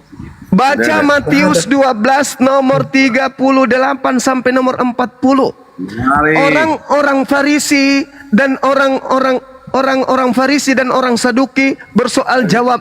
Maka datanglah kemudian orang-orang Farisi dan ahli Torah bertanya kepada Yesus, "Guru, berilah tanda kepada kami." Apa kata Yesus? Angkatan jahat ini dan angkatan tidak setia ini minta satu tanda, dan tidak akan diberikan satu tanda apapun kecuali tanda Yunus. Sebab Yunus 3 hari 3 malam dalam perut ikan, demikian juga anak manusia akan berada dalam perut bumi selama 3 hari 3 malam. Pertanyaan saya, bangkitnya pada hari ketiga anak manusia keluar dari kubur, itu tanda untuk angkatan jahat atau tanda untuk angkatan benar? Jawab. Menurut Yesus ya, bukan menurut saya. Yesus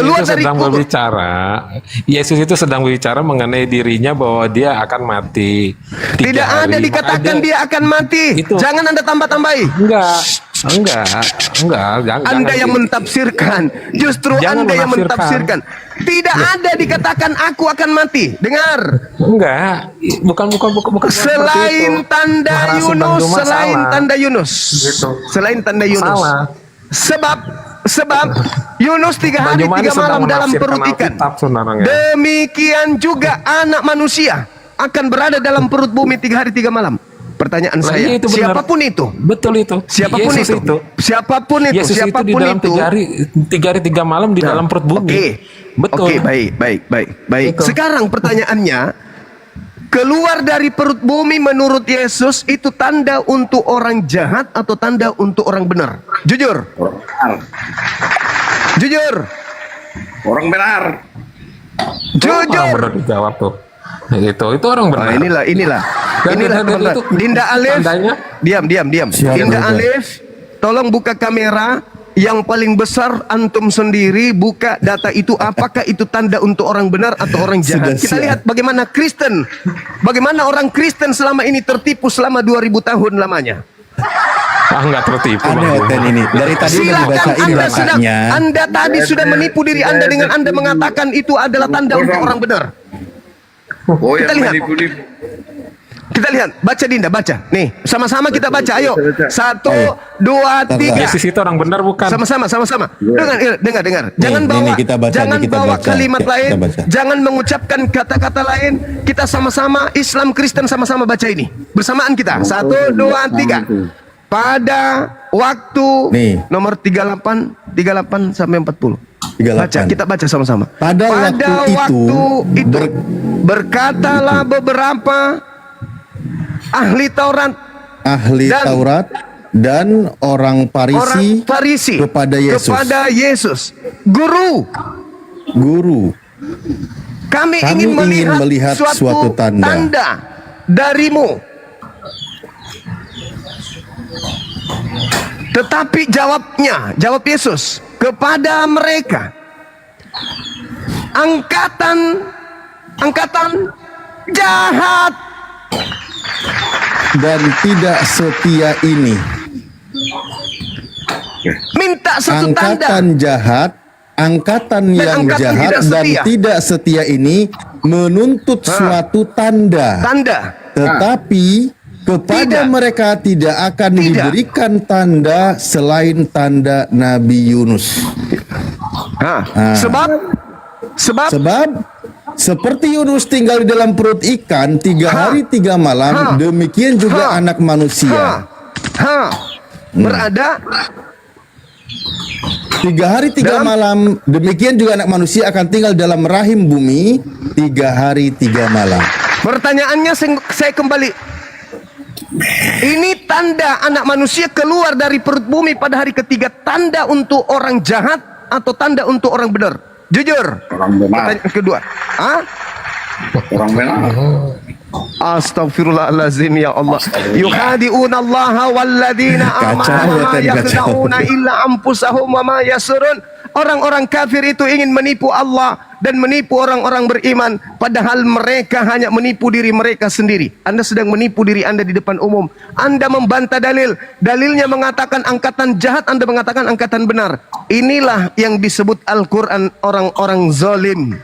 Anda pantas, kata Al-Quran, mereka pantas menjadi sesat. Bang Juma, Mereka Bang pantas Juma. menjadi Jadi, sesat karena coba baca mereka lagi, memang diulang kemudian memilih lagi. kesesatan Gini loh, itu. Bang Juma. Itu fakta, Itu kan- itu fakta. Itu kan orang Farisi bertanya, ya kan? Orang Farisi kan bertanya kepada Yesus. Nah, Yesus itu tanda untuk siapa? Angkatan jahat ini, angkatan jahat Itu ini. tanda untuk angkatan siapa? pada zaman itu. Nah, terus Yesus menjelaskan. Sekarang orang Yesus Kristen terima menjelaskan enggak? dirinya. Terima tidak? Gitu. Orang Dirinya, Kristen dengerin terima dulu. tidak kebangkitan hari ketiga? Dengerin dulu. Terima enggak? Kebangkitan Orang pada Kristen hari terima ketiga. enggak? Kenapa? Ya, Anda Kristen terima enggak? Apa tuh? Terima dong. Terima enggak tanda itu? Terima. Nah, berarti Tanda Anda Yunus termasuk itu. angkatan apa? Iya, Tanda Anda Yunus terima itu. kan? Itu benar. Iya, Nubuatan Anda itu. terima kan? Oke, Iya. sekarang Anda termasuk angkatan jahat atau angkatan benar? Angkatan jahat yang bertanya.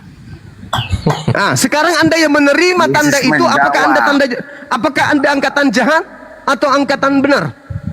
Ya sekarang angkatan jahat. Dunia ini kan jahat. Nah, begitu dong. Akui dong. Nah, memang dunia ini jahat. Ya benar. Udah selesai. Inna lillahi wa inna ilaihi rajiun. Makanya Al-Quran saya mengatakan farikan hada wa farikan hakkan alaihi muddalalah. Sebagian dari manusia itu menjadi dua kelompok. Satu mendapatkan petunjuk, yang satu mendapatkan kesesatan. Kenapa? Karena mereka tidak menggunakan ini. Anda memilih angkatan jahat kan? Tidak ada yang memaksa Anda kan untuk percaya kepada Ya, kebangkitan sekarang hari ketiga. memang sekarang angkatan ini angkatan jahat. Dunia ini kan jahat. Bener nggak? Ya, angkatan jahatnya itu minta satu tanda. Tanda kebangkitan dari kubur itu tanda untuk angkatan jahat, dan Anda sebagai orang Kristen menerima tanda itu. Berarti Anda termasuk kelompok si jahat. Orang Farisi itu bertanya kepada Yesus, Bang Juma. Makanya diperhatikan kronologi ceritanya. Kronologi Tanda yang diberikan kepada orang Farisi, gitu. tanda Orang yang Farisi diberikan bertanya, kepada orang Farisi. makanya Yesus jawab dalam angkatan jahat ini. Makanya Yesus kasih perumpamaan itu Yunus. Di dalam Sekarang Yunus, dalam perut ikan, angkatan 3 jahat hari, itu 3 dikasih malam. tanda. Sama Angkatan juga jahat dengan- itu dikasih tanda. Itu sama halnya dengan Yesus ada di perut bumi 3 hari 3 malam. Bicara sendiri ente. Ya udahlah bang, udahlah. Yang penting saya tugasnya udah selesai. Saya sudah menyatakan bahwa Yesusnya memberikan tanda kepada angkatan jahat. Angkatan jahatnya dikasih tanda. Dan Petrus pun berkhotbah tentang itu. Coba Anda baca di Kisah Para Rasul 2 nomor 29 sampai nomor 40. Dinda Alif boleh baca Dinda? Dibuka sebelum teman-teman kita ini berargumen. Kita lihat dulu ini bagaimana Petrus kemudian menubuatkan angkatan jahat.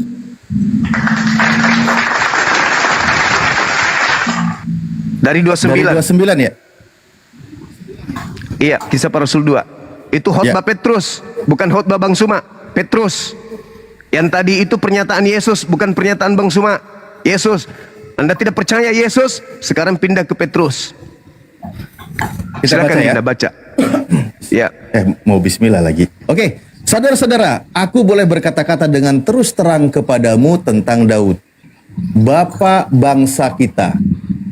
Ia telah mati dan dikubur, dan kuburannya masih ada pada kita sampai hari ini.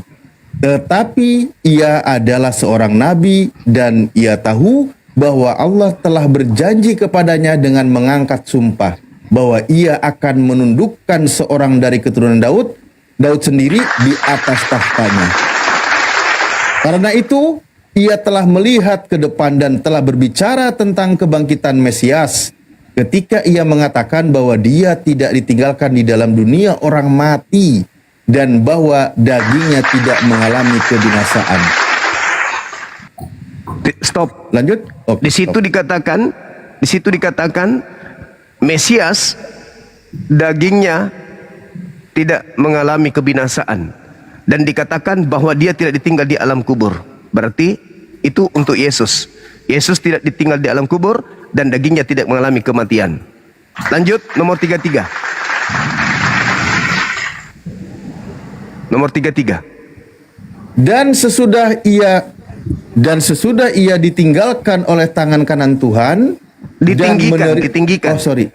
Bukan Dan ditinggalkan. sesudah ia ditinggikan oleh tangan kanan Tuhan dan menerima Roh Kudus yang dijanjikan itu, maka dicurahkannya apa yang kamu lihat dan kamu dengar ini.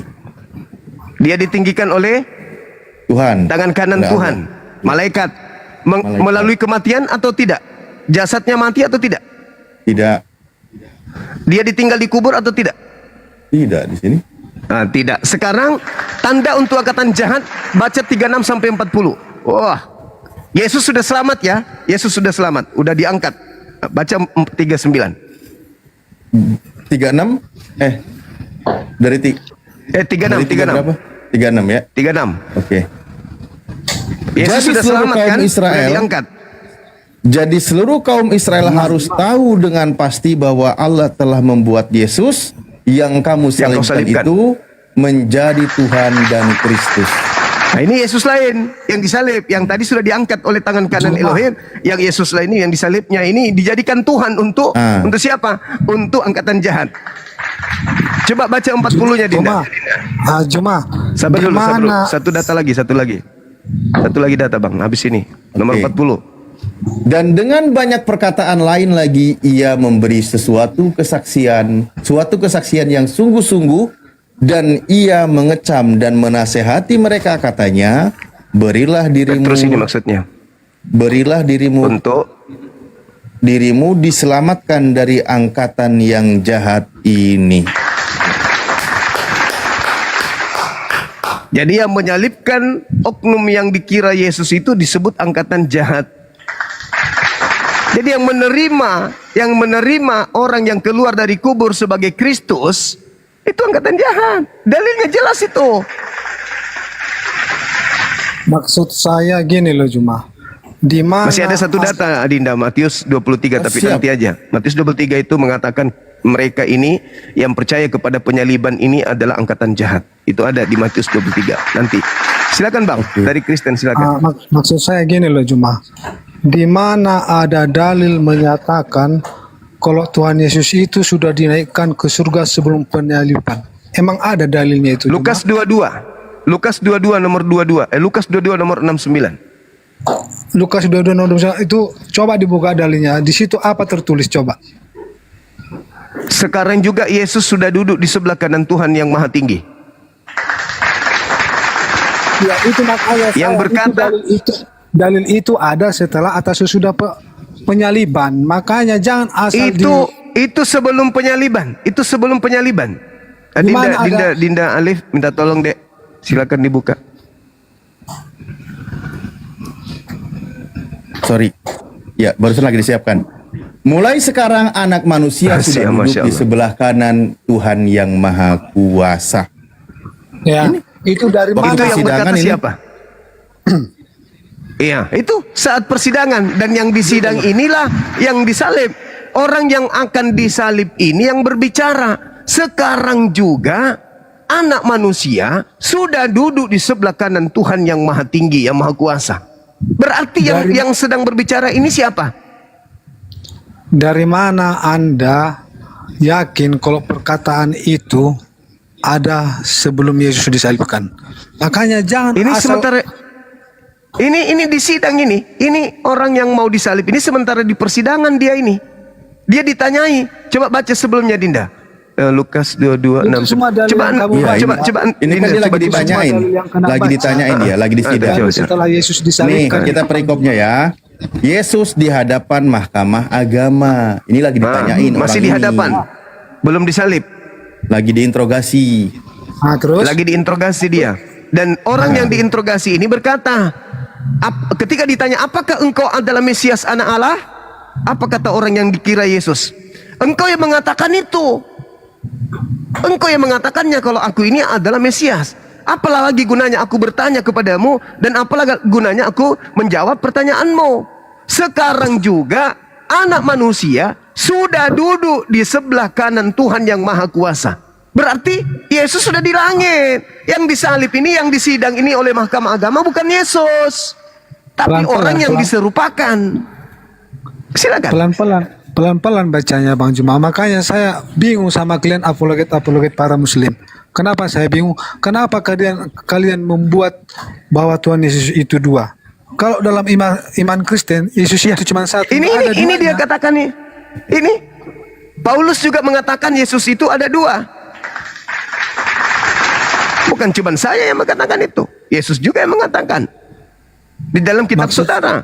2 Korintus 15. Aku heran begitu cepat engkau berpaling kepada Injil-Injil lain. Dan kepada Yesus yang diberitakan Yesus lain.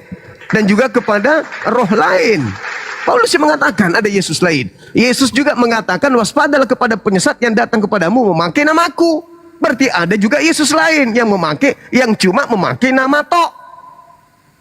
Ya, memang Matius 24 nomor 24. Memang perkataan itu memang ada. Memang perkataan itu ada. Terus kenapa Anda bingung? Gini, perkataan itu ada, tapi nyatanya ada enggak yang berpura-pura seperti Yesus? Ada enggak yang ini yang sedang dipertontonkan dalil Anda ini siapa ini?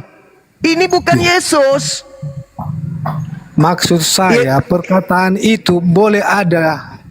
Perkataan si Paulus ini tadi bukan boleh cuma ada perkataan, abangku. Saudaraku, ini bukan cuma perkataan, ini manusianya yang berbeda. Coba dibaca lagi Dinda, dijelaskan lagi. Dinda Alif. Oke, baik. Ini Pak, di sini itu diduga Yesus oleh si penyidang, dia bertanya. Katanya, jikalau engkau adalah Mesias, nah kan, katakanlah kepada kami. Jawab Yesus. Ini kan kitab Anda menceritakan kalau ini adalah Yesus. Tapi ingat nanti narasinya akan bertabrakan. Sekalipun aku mengatakannya kepada kamu, Kak, namun kamu tidak akan percaya. Dan sekalipun aku bertanya sesuatu kepadamu, namun kamu tidak akan menjawab.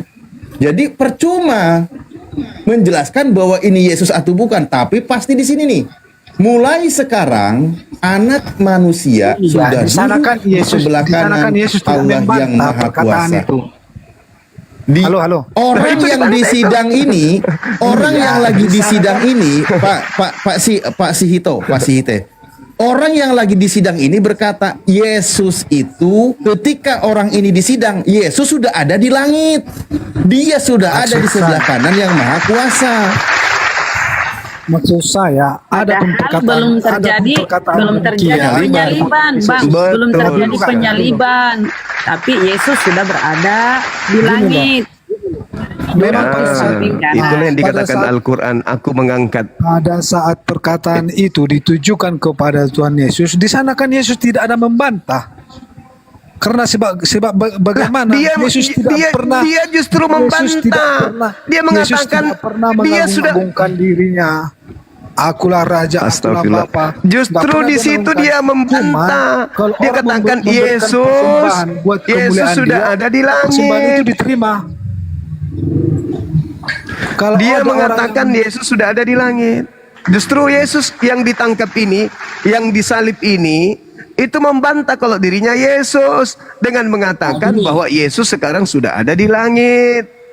Gini loh Bang Juma, kalau memang penilaian Anda demikian, sekarang saya tanya balik dulu sama Anda. Berarti yang memakaikan lenan, yang lari yang ditangkap bukan Yesus.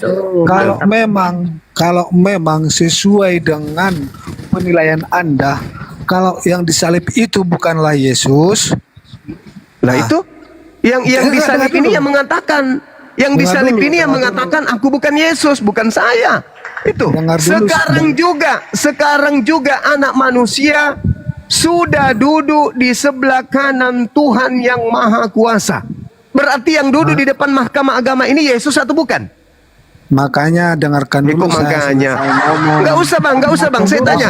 Berarti yang sedang berbicara di hadapan Mahkamah Agama ini siapa? Yesus atau bukan? Anda tidak kasih waktu sama saya untuk ngomong. Makanya saya mau menerangkan. Justru saya bertanya itu karena saya kasih Anda waktu. Ini loh Bang Juma, supaya Anda tidak keliru.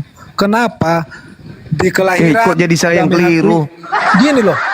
Gini loh cuma enggak dengar dulu. Kenapa mulai dari kelahiran dan sebelum penyaliban Anda mengakui Yesus itu adalah Iya, setelah keluar dari kubur itu bukan lagi dia. Ini buktinya nih, kuncinya ini. Yang disalib ini mengatakan Yesus sekarang sudah ada di langit. Yang disalib ini loh yang mengaku. Ini belum disalib. Ini masih disidang. Ini masih disidang. jangan di-mute. Ada kata sudah. Ini itu masih loh, disidang nih. Sudah. Ya kan guru Ini ada kata masih sudah. disidang. Orang yang kalian sembah ini yang keluar dari kubur ini masih disidang, belum disalib. Dan dia telah mengatakan sekarang juga. Kenapa Anda membantah? Makanya saya Makanya. bilang Bang Juma, gini loh Bang Juma.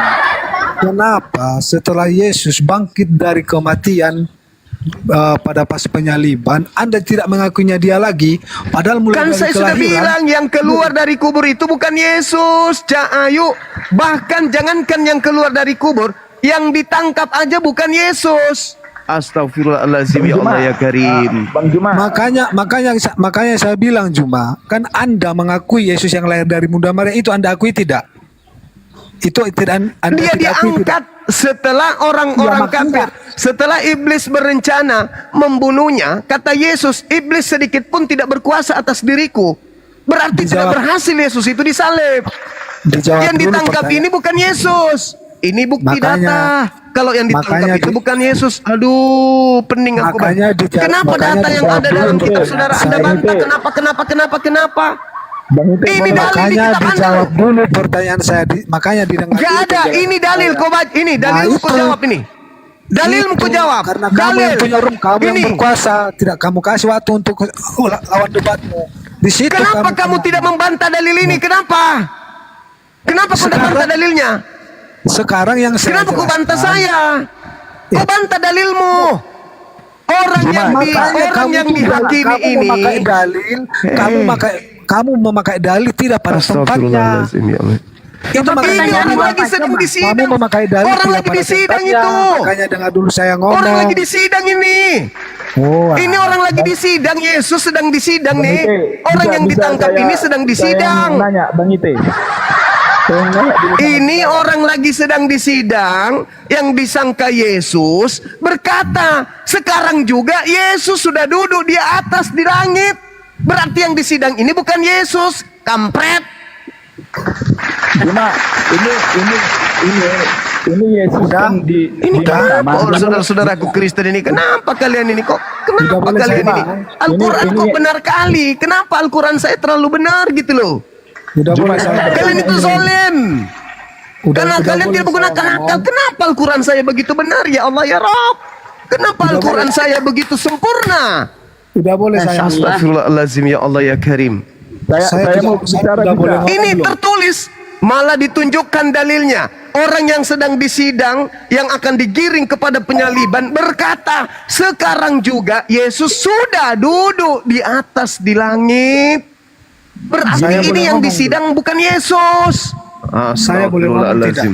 Saya boleh ngomong tidak? Udah mending Boleh saya ngomong? Boleh saya ngomong? Nah, gini loh, Bang. Coba apa yang kamu ngomong apa sih? Coba. Gini, Udah jelas kalian sekali tuh yang disampaikan data-data dengan Ya, argumen gini. Gurunda. Silakan. Apa? makanya saya bilang itu dalil tidak sesuai pada tempatnya letaknya kalian buat. Makanya saya bantah. Kenapa saya bilang kayak gitu? Lucunya, Yesus, lucu. Ini dalil penangkapan ini. Dengar dulu saya ngomong. Ini dalil penangkapan yang ditangkap ini. Kamu yang harus mendengarkan. Ini dalilnya yang ditangkap ini bukan Yesus. Kenapa Anda nggak bantah dalil itu? Kenapa bantah saya? Makanya saya Ini bilang dalil sampai di jelas mengatakan di mana menurut iman kalian Yesus yang lahir dari Bunda Maria itu berkeliaran di bumi sampai di mana? Sampai di mana dia kalian akui? diangkat. Apakah Dia diangkat pada saat ketika Anda kapan- baca di dalam Lukas 22. pada saat kapan dia diangkat? Pada saat kapan? Pada Ada saat- tidak dalil yang tertulis. Tadi tertulis. dengarkan. Tadi Anda baca di dalam Lukas 22 nomor 4344. Yesus berdoa kepada Tuhannya, Bapa biarlah cawan ini berlalu, tapi jangan atas kehendakku tapi atas kehendakmu yang terjadi. Lalu maka malaikat turun dari langit memberikan kekuatan kepadanya. Dia semakin bersungguh-sungguh dalam berdoa, peluhnya seperti titik darah yang jatuh ke tanah. Itu malaikat turun memberi kekuatan kepada dia. Saat itulah dia diangkat. Gini loh Bang Juma. Apa bukti saat itu dia diangkat? Dengar. Apa bukti saat itu dia diangkat? Berdasarkan khutbah muridnya. Muridnya yang berkhutbah di dalam Kisah Para Rasul 2 nomor 33. Malaikat mengangkat Yesus ke langit. Pengakuan Yesus juga ketika dia dicobai iblis di dalam Lukas 4, Matius 4. Malaikat akan diutus oleh Tuhan untuk menatang Yesus di tangannya, untuk mengangkatnya ke langit. Jelas itu. Iya, dia diangkat. Dan Yesus pun mengatakan tidak ada orang yang sanggup mengambil nyawaku, melainkan aku sendiri yang menyerahkannya. Yesus menyerahkan dirinya, diangkat ke langit. Pada saat dia dicobai sama iblisnya, tahu nggak di situ apa perkataannya? Jatuhkanlah dirimu, sebab malaikat akan menangkapmu supaya kau tidak terantuk ke batu. Nggak ada dibilang di situ. Nah itu ada nggak tertulis? Ada nggak tertulis? Ada nggak tertulis itu? Tahu nggak cuma berapa kali Tuhan dicobai? Yesus itu dicobai. Banyak kali dia dicobai. Dan kemudian Yesus sendiri mengatakan, Yesusnya yang sendiri mengatakan, aku tidak akan mati. Yesus yang mengatakan itu, keluar dari mulutnya sendiri, berdasarkan nubuat Daud. Tiga cobaan yang dikasih sama Yesus apa aja itu Juma? Alamak, ketika dia dibawa ke bait suci, ketika dia dibawa ke padang gurun, oke? Iya. Ketika dia dibawa ke atas bait suci. Enggak berhasil, jangan mimpi. Iblis tidak akan berhasil. Rencana iblis berkongkol-kongkol dengan Yudas, dengan tentara Romawi, dengan orang Farisi tidak akan berhasil. Yesus sendiri yang mengatakan di dalam Yohanes 12 nomor 31, Yesus sendiri, Yohanes 14 nomor 30, Yesus sendiri mengatakan, iblis tidak berhasil sedikit pun terhadap diriku. Yesus yang mengatakan itu. Pada saat dia dicobai, apa jawaban? Berhasil nggak iblis? Ya tidak berhasil, justru karena tidak berhasil. Tidak berhasil. Ketika iblis berencana menyalib Yesus, berhasil nggak iblis? Itu Juma. Kenapa dia berhasil? Inilah bukti bahwa kalian itu berada di kubu iblis. Kamu berada di tidak ada Tuhan minta korban manusia, kampret. Di mana Tuhan meminta korban manusia? Jangan mimpi kau. Yang minta korban manusia itu hanya Dewa Molok. Kalian itu penyembah Dewa Molok kayaknya. Sekarang gini, siapa Tuhan yang mengorbankan manusia? Siapa Tuhan yang mengorbankan manusia? Ya Tuhanmu, iblis. Yesus mengatakan yang mau mengorbankan Yesus itu iblis. Yohanes 8 nomor 37 sampai 44. Kenapa kau ingin membunuhku? Kenapa kau ingin membunuhku? Karena kau tidak memperoleh firman di dalam tubuhmu, di dalam dirimu. Iblislah yang menjadi bapakmu dan kau mau melakukan kehendak bapakmu. Jadi yang mau membunuh Yesus itu iblis. Sekarang Anda mendukung iblis agar Yesus dibunuh. Anda itu pendukung iblis. Anda menyerang terus, nggak ngasih orang berbicara. Ya, semua pernyataan Anda itu pasti kuserang karena bertentangan dengan Bible. Sekarang pertanyaan saya. Dengarkan Juma. Yesus sendiri, aku menyerahkan hidupku. Paten satu-satu dong, jangan keroyokan. Iya, aku menyerahkan kalau aku mau. Aku tidak akan dibunuh. Yohanes 10 nomor 17 nomor 8. Tidak ada yang bisa membunuh aku. Berarti yang dibunuh oleh tentara Romawi ini siapa? Anda jawab sendiri. Anda lihat Markus 9 nomor 30-31. Lalu mereka membawa anak manusia diserahkan kepada manusia untuk dibunuh. Dan dia pada hari ketiga bangkit setelah dia dibunuh. Dia, bukan aku. Dia. Juma mengarang opini sesuka dia. Itu dalil kok dibilang opini, koclok. Makanya dalil semua dibantah sama kalian. Makanya saya Yesus bilang sendiri, Yesus berkata di dalam Markus 9 nomor 30. Anak manusia akan diserahkan kepada manusia dan mereka membunuh anak manusia tersebut. Pertanyaan saya, bisa nggak Yesus dibunuh? Ya bisa dong kalau diserahkan, namanya diserahkan. Apa? Berarti bohong. Yesus mengatakan dalam Yohanes 10 nomor 17, Nomor 18. Tidak ada yang sanggup membunuh aku. Yesus, ini bebas. aku akan mati sama Sebentar Juma. Yesus sendiri mengatakan tidak ada yang sanggup membunuh aku. Berarti bukan dia yang dibunuh itu, bukan. Astagfirullahaladzim. Yang Kristen satu-satu, yang Kristen satu-satu lah. Kami yang Muslim aja tertib. Nggak mau dengar dia. Iya, dia nggak mau dengar kita ngomong. Yesus, Yohanes 10 nomor 17. Tidak akan ada yang sanggup membunuh aku. Iya. Hanya aku yang bisa menyerahkan nyawaku dan aku pun berhak mengambilnya kembali. Tanpa dia menyerahkannya. Lalu yang dibunuh oleh tentara Romawi itu siapa yang dibunuh? Kasih kita menjelaskannya Juma. Tidak ada yang bisa membunuh Yesus. Nah, kalau nggak diserahkannya, tidak ada yang bisa membunuh Yesus. Sekarang pertanyaannya, coba giliran saya bertanya, kenapa kalian dan iblis sama-sama ingin membunuh Yesus? Kenapa Anda dengan iblis sama-sama ingin membunuh Yesus? Kenapa? Jawab. Jawab. Gini Yang di atas dulu, yang di atas. Jawab. Yang ingin membunuh Yesus. Jangan gini. Yesus mengatakan iblislah yang menjadi bapakmu dan kamu mau melakukan keinginan bapakmu, yaitu membunuh Yesus. Pertanyaan saya, kenapa kalian keinginannya sama seperti keinginan iblis? Jawab. Itu jangan kamu sangkut pautkan sama semua umat Kristen. Jawab. Kenapa keinginanmu membunuh Yesus? Kenapa keinginanmu agar Yesus mati dan keinginan iblis itu sama? Jawab. Cepat. Jawab. Ya itu nggak bisa kamu samakan sama semua orang itu Juma. Lah kamu dari tadi memperjuangkan supaya Yesus itu mati. Itu perkataan itu terjadi pada saat hidup Yesus dan bicara pada orang-orang pada saat itu orang-orang Yahudi. Jadi itu perkataan itu nggak berlaku untuk semua orang itu kau buat itu. Makanya dari awal saya ingin Yesus mati. Iblis ingin Yesus mati. Kamu juga. Kamu ingin Yesus mati kan? Loh, kayak gini bukan kayak gitu kalau mau bertanya. Makanya dengar dulu kita Kenapa kamu pingin kali? Itu kan kenapa kamu pingin kali usaha iblis? Kenapa kemudian kamu ingin kali? Karena sudah terjadi. Kenapa kamu dan iblis ingin kali?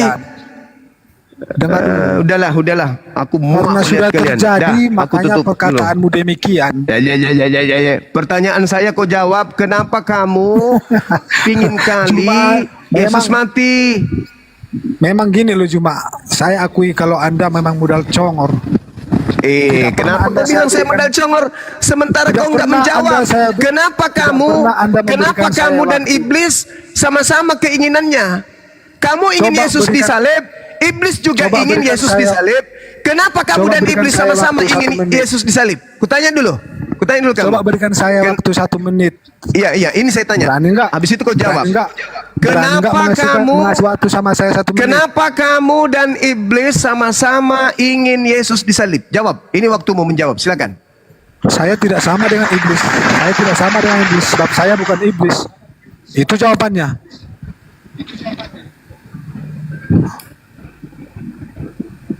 Gampang, itu aja jawabannya. Saya tidak sama dengan iblis yang pada Terus yang kau perjuangkan tadi bahwa yang disalib itu siapa? Makanya yang disalib memang nyata itu kalau yang disalibkan. Nah, itu berarti kau ingin Yesus itu mati. Tadi saya sudah memberikan data samamu. Saya sudah kasih kamu data di Lukas 22 nomor 69. Yang dihakimi itu bukan Yesus, tapi kau maksa itu Yesus. Makanya berarti kamu mau Yesus yang disalib. Berarti kamu dan iblis sama-sama mau Yesus disalib. Makanya Yesus mengatakan, iblislah yang menjadi bapakmu dan kamu mau melakukan keinginan-keinginan bapakmu.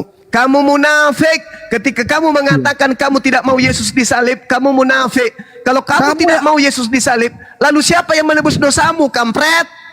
Kamu yang munafik. Masa kamu samakan orang zaman dulu sama sekarang? Itu udah 2000 tahun yang lewat. Udahlah. Dinda Alif bisa masuk. Dinda, saya ibadah dulu. dengar saya dulu. Berarti orang gila ini. Siap. Di sini bentar. Anda membuka dalil, Anda membantah dituntun. dalil Anda sendiri. Mudah-mudahan otaknya yang berkarat bisa kita bersihkan supaya bisa waras. Ya minimal yang mendengarkan di bawah. Tidak boleh kamu Saudara-saudaraku menilai otak Kristen, saya karena kamu tidak memberikan waktu sama saya. Saya selaku apologet Islam Indonesia menjabarkan Al-Quran Iya, dan Anda menjabarkan tidak isi boleh Bible. menilai otak Tidak ada saya penistaan karena di situ. Anda Kalau tidak Anda memberikan menolak, waktu ya itu sama berarti Anda saya. menolak Bible Anda sendiri. Itu dari Coba Anda. Anda Saya berikan menjelaskan waktu apa yang sama tertulis saya di dalam kitab saudara. untuk membukakan Dan itu pikiran juga adalah pernyataan Yesus itu sendiri. Silakan. Saya ibadah dulu. Kalau pernah Dah, dengar kau hadapi guru saya. kalau Silakan. pernah dengar Bible karena begitu besar kasih karunia akan Coba mana nih? Mikael. Dia mengorbankan anaknya Oke, yang pelan-pelan, Mikael. anaknya yang tunggal sehingga manusia tidak lagi binasa. Pernah nggak dengar itu? Pernah. Yohanes 3:16 ada dalilnya itu. Saya ingin bertanya sama Juma. Dia bilang nggak mungkin dia mengorbankan. Nggak mungkin Beliau dia- izin mau sholat dulu. Nah, sekarang kita kembali ke poin pembahasan, ya. Karunia dari Tuhan. Pertanyaan saya begini, kan Anda kan barusan membawa dalil itu. Apakah Iya. dengan Yesus mati di kayu salib sebagai karunia dari Tuhan? Itulah karena begitu besar. Karena begitu besar kasih karunia. Iya, tahu. Tadi sudah dibacakan dalilnya. Itulah menunjukkan Apakah betapa Yesus, apakah dengan Yesus digantung di kayu salib yang dipaku tangannya, ditelanjangi, diludahi, ditumbak, itu adalah karunia dari Tuhan? Itulah jalannya. Pertanyaan sederhana gini, diajak santai kok malah jalannya. Iya, berarti Anda memahami karunia Tuhan itu adalah kematian Yesus di kayu salib, begitu? Ya itu cara penebusannya, penebusan dosa manusia. Jadi buat Anda kekejian terhadap Yesus adalah itu sebuah karunia? Itu bukan karunia. Iblis yang menginginkan seperti itu. Ya udah, clear. Berarti kematian Yesus itu bukan karunia dari Tuhan, tetapi kekejian yang dilakukan oleh iblis. Iya. Kan begitu, Pak? Tapi dengan itu, nah dengan sekarang itu, seperti itu, itulah satu-satunya cara untuk menebus dosa manusia. Loh, ya udah, enggak. Ya udah berarti karunia menurutmu di situ. Mengorbankan nyawa, ngerti nggak mengorbankan nyawa? Kok jadi mengorbankan nyawa? Untuk Bang, menebus ya memang terbelit teman-teman Kristen. Kalau masuk ke sini, itulah kenapa sampai detik ini masih panas temanya sesama Kristen pun. Karena apa? Karena mau jujur nanti jadi timnya iblis, nggak jujur, sulit mencari karangan-karangan baru. Umat Islam jeli bertanya, begini jadinya. Nah, karunia dari Tuhan, gini. Oke, sebentar Bang Mikael, begini. Biar Anda kan tadi bawa dalilnya. Coba sekarang biar kita ketemu dalilnya pada poin. Saya tanya dulu, Anda jawab habis ini Anda jawab pakai data ya. Coba, apa karunia dari Tuhan? Kalimat itu yang tadi Anda katakan, saya kasih contoh. Apakah Yesus dengan selamat dari kayu salib itu sebuah karunia dari Tuhan, atau Yesus mati dengan sadis di atas kayu salib itu sebagai karunia dari Tuhan? Yang mana yang karunia dari Tuhan itu dari kedua contoh itu tadi? Bangkit dari kematian, itulah contoh karunianya. Kenapa jadi bangkit dari kematian? Orang dia baru aja baru disalib kok. Setelah dia mati disalib, bangkit nggak pada hari ketiga? Bangkit kan? Ngapain jadi ngomongin bangkit? Orang ngomongin mati di kayu salib. Emang orang Kristen dosanya ditebus dari kebangkitan? Dia mati. Lucu Bapak ini. Kenapa jadi nggak jujur? Lambang imannya orang Kristen di tempat ibadahnya di gereja itu palang salib, bukan kuburan, pocong orang bangkit dari kubur, bukan. Kenapa jadi kebangkitan yang dibahas? Baca Bible, jangan hanya sepotong-sepotong yang diambil. Ya, makanya saya tanya tadi, Bang, setahu saya nih lambang imannya orang Kristen itu salib bukan pocong. Jadi nggak ngomongin kebangkitan loh. Tapi tentang peristiwa penyaliban. Saya tanya kepada Anda, penyiksaan terhadap Yesus, penumbakan terhadap Yesus sampai pemakuan tangannya, apakah itu kekejian dari Tuhan atau karunia dari Tuhan? Itu bukan Tuhan itu nggak pernah mengajarkan kekejian. Di agama mana ada mengajarkan kekejian? Di agama kalian kalau gitu berarti itu karunia dari Tuhan. Nah, mencuri potong tangan. Enggak, berarti itu karunia dari Tuhan. Yesus mati di kayu salib itu karunia dari Tuhan. Yesus mati itu memang udah jalan dia untuk menebus dosa manusia kayak gitu kan. Mana gantian kita Mikael? Ya boleh Pak, kasih tahu temannya. Bingung memang. Ya teman-teman saya paham. Saya gini, Bang Mikael, sebelumnya saya menghargai Anda. Saya paham Anda akan bingung menjawab ini, tapi itu konsekuensi iman Anda ketika masuk dalam ranah diskusi. Oke? Jangankan dengan kami, ya dengan sesama Kristen pun masih beda penafsirannya. Karena apa? Sesuatu yang dipaksakan keluar dari apa yang tertulis, yang sudah digariskan di dalam Bible. Jadinya begini, dari tadi malam bahkan sudah berminggu-minggu ini. Berminggu-minggu jadinya begini. Kenapa? Sesuatu yang dipaksakan yang ada di dalam doktrin iman Kristen, tetapi berbeda dengan apa yang tertulis, bagaimana berusaha mensinkronkan itu nggak bisa. Tapi mencari cara, menjembatani antara doktrin dengan yang tertulis itu, belum ketemu rumusnya sampai sekarang. Kami paham di situ. Dah bertemu. Apa yang kau silakan. Apa yang kau tanyakan? Loh, tadi teman Anda itu membawa dalil Yohanes 3:16. Karena begitu besar kasih atas Tuhan atas dunia ini sehingga ia mengaruniakan anaknya yang tunggal. Tunggu. Oten satu-satu dong. Kalian kan di sini berlima. Kita di sini hanya bertiga. Satu-satu dong kalian ya. Nah, ya sudah sekarang diserahkan Mikael tadi sama saya.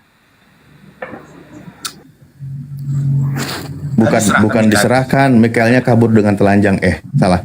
Nah, tadi Yohanes 3:16 dia itu menghormati teman. Jangan kau salah. Oke, mungkin kalian punya bahasa hati masing-masing. Saya tidak dengar soalnya. Tuhan mengaruniakan anaknya yang tunggal. Maka pertanyaan saya, apakah kematian Yesus di atas kayu salib itu adalah karunia dari Tuhan? Betul. Nah, pertanyaan saya, apakah kematian Yesus di atas kayu salib itu kan berdasarkan satu, rencana iblis, kedua, kekejian, ketiga, pembunuhan terhadap orang yang tidak bersalah.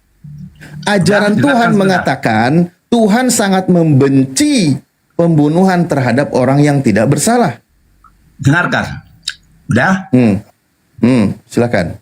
Yesus turun ke dunia sudah rencanakan dari semula bahwasanya dia akan menyerahkan hidupnya untuk korban penebus dosa. Harus melalui kematian. Dan sekarang di dunia ada setan. Setan pekerjaannya pembunuh dan pembinasa. Itu kerjanya. Jadi ketika Yesus datang ke dunia dia juga mau membunuh karena pekerjaannya pembunuh. Berarti setan itu menggenapi pembunuhan Yesus. Dengarkan dulu supaya kau nanti Anda sudah sebutkan barusan. Iya, pertanyaan saya Pak Singa. Pertanyaan saya, berarti setan itu menggenapi rencana Tuhan. Cuma juga kau. Loh, ini pertanyaan saya, Anda jawab. Berarti setan itu menggenapi rencana Tuhan. Udah, dengarkan dulu. Setan pekerjaannya pembunuh. Tahu kau? Kalau misalnya aku ini mau kuserahkan diriku padamu, kalau engkau tidak membunuh, nggak mungkin kau membunuh. Kalau kuserahkan berbunuh aku bilang pun kau nggak mau. Tapi setan itu memang kerjanya pembunuh. Tapi dia tidak pernah mengenal rencana Tuhan yang akan terjadi. Dia nggak tahu ketika dia dibunuh, pengenapan janji Tuhan dan mereka bangkit pada hari yang ketiga dan mereka sungguh-sungguh membinasakan perbuatan iblis itu. Ya, pertanyaan saya, berarti si iblis ini menggenapi rencana Tuhan tadi. Contoh, Hamas Israel nggak pernah nyambung, Rek ditanya kok malah khutbah terus. Kayak gini mau kasih kesempatan terus ngomong. Pertanyaan saya sederhana. Berarti si iblis tadi itu menggenapi rencana Tuhan. Ya, berarti Hamas menggenapi rencana Israel, betul?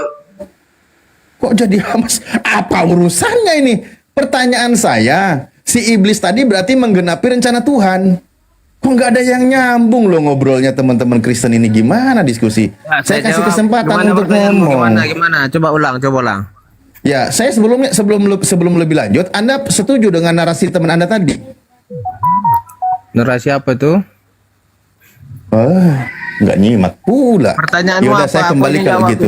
itu pernyataan dia kan beda orang beda pendapat kan. Ya Coba. udah, ya makanya saya tanya biar tidak mengulang, biar hemat waktu. Tadi kawan Anda bernarasi, saya tanya kalau Anda setuju kita lanjut, kalau Anda tidak setuju pertanyaan ya ini kita ulangi narasinya. Nah sekarang kembali kepada pertanyaan kalau gitu. Saya jawab. Udah. Oke, ya sekarang. Gini, saya Oke, jawab saya aja tanya, langsung ya. kematian Yesus di atas kayu salib dengan sadis itu karunia dari Tuhan atau persembahan dari iblis? Nah, silakan. Oke, boleh saya jawab? Nggak boleh. Oke, Ustadz Alif diam dulu ya, biar saya jawab ya. Nggak boleh. Kenapa, Bos? Ya terserah gua lah, koma-koma gua. Parah nih hostnya ini nggak bisa jawab. Ya Boleh kamu udah nggak dijawab? tinggal waktunya ngomong malah berlete-lete. Hostnya bilang nggak boleh. Kan tadi silahkan, makanya jangan pakai tanya-tanya Saya lagi. jawab aja ya, saya jawab. Oke. Memang betul, Yesus itu dibuatkan untuk disalibkan dan akan mati. Dan iblis Di mana pun dalilnya? betul. Nubuatan itu di mana? Dulu, bentar nanti tanggapi setelah aku bernarasi. Enggak pertanyaan saya, biar tidak ngambang. Iya. Di mana dalilnya kalau Yesus dinubuatkan mau disalibkan itu di mana? Nanti saya kasih Jangan nanti sekarang dong, karena kalau nggak ada data Anda sedang menyebarkan berita bohong. Iya nanti kan bisa kau tanya. Ya sekarang. Kan kita lagi diskusi sekarang. Iya, aku jelaskan dulu. Kayak mana kalau kau ngomong saya potong? Coba Bukan, gimana? datanya ada nggak? Iya ada. Tunggu, nanti saya jelaskan dulu. Kasih datanya baru Anda jelaskan. Kasih datanya baru Anda jelaskan. Nanti kau tanya datanya di mana? Saya kasih datanya. Sabar. Nggak gitu. Boleh. Ini aturannya bayar dulu baru makan. Jangan makan dulu baru bayar. Takutnya Anda kabur. Nah, kasih dulu datanya baru Anda jelaskan. Iya, nanti bernarasi dulu biar kau paham. Baru kau minta datanya. Aku kasih datanya. Sabar. Boleh? Boleh tenang? Nggak boleh. Harus tenang dong. Tadi Nggak boleh. dari tadi ngomong sendiri. Yesus itu berkata Saya di diam. Matius 24, Matius 26 nomor 24 bahwa Iya, anak aku manusia bilang. itu memang harus pergi Yesus sesuai itu dengan apa sudah yang tertulis dibuatkan tentang dia. Mati di kayu salib. Datang iblis, dia datang juga membantu untuk membunuh Yesus. Tujuan iblis dan Allah itu beda. Iblis itu tujuannya Allah itu, Yesus itu supaya dia mati kalau maut, sedangkan Allah dia itu mati dan bangkit. Makanya di mana itu? Di mana kamu narasi itu dari mana? Mana referensinya seperti itu? Dibilangnya Yesus itu diserupakan karena dia mana udah referensinya malu. kau bernarasi seperti itu di Udah mana? kalau malu dia, Di mana iblis? sepertinya dia seolah-olah Yesus itu karena diserupakan. Kalau mau ngarang bebas, kalau mau main ngarang-ngarang bebas, kita nggak perlu diskusi agama. Di warung kopi aja tuh di sono. Nih, saya baca dalil ya. Ini saya baca dalil contoh. Perbedaan keinginan iblis dengan keinginan Bapa atau Elohim. Ini saya baca dalil dari Yesus. Yesus berkata begini. Di dalam Yohanes 8, ini kata Yesus, tetapi yang kamu kerjakan ialah berusaha membunuh aku. Aku seorang yang mengatakan kebenaran kepadamu, yaitu kebenaran yang kudengar dari Allah. Pekerjaan yang demikian tidak dikerjakan oleh Abraham. Berikutnya kata Yesus, kamu mengerjakan pekerjaan bapakmu sendiri. Nah, kata Yesus, berusaha membunuh Yesus, itu mengerjakan pekerjaan bapakmu sendiri, kata Yesus. Nah, pertanyaan saya, untuk teman Kristen yang mengaku punya Bible-nya, saya tanya, siapa bapakmu di situ yang dimaksud oleh Yesus yang berusaha membunuh Yesus? Tolong dijawab. Kok lari-lari? Ini jawabannya sederhana sekali. Tadi aja belum kau jelaskan, kau udah minta data, udah mau kasih data, kau buat pertanyaan lagi. Saya ngasih data, kalian kan miskin literasi, nggak punya data. Saya pakai referensi, saya ngasih contoh sekalian. Berikut juga bagaimana arah Yesus dalam menjelaskan tentang dirinya berdasarkan yang tertulis di dalam Bible. Nah, kata Yesus berkata, dengerin dulu pertanyaan saya, dengerin. Sementara yang kamu lakukan ialah berusaha membunuh aku. Kamu mengerjakan pekerjaan bapakmu sendiri. Pertanyaan saya, siapa bapakmu yang dimaksud oleh Yesus yang berusaha membunuh Yesus? Ah, silakan.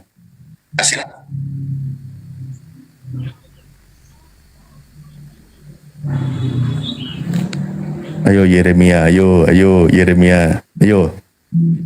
Tanggung jawab Anda. Iya, silakan.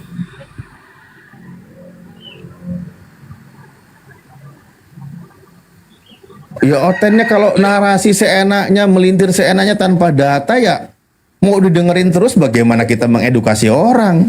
Nongkrong aja di warung kopi bebas kok nggak pakai data. Orang kita bahas barometernya itu adalah apa yang tertulis.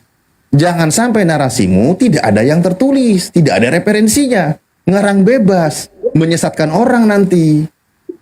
Nah, sekarang saya kembali pakai data.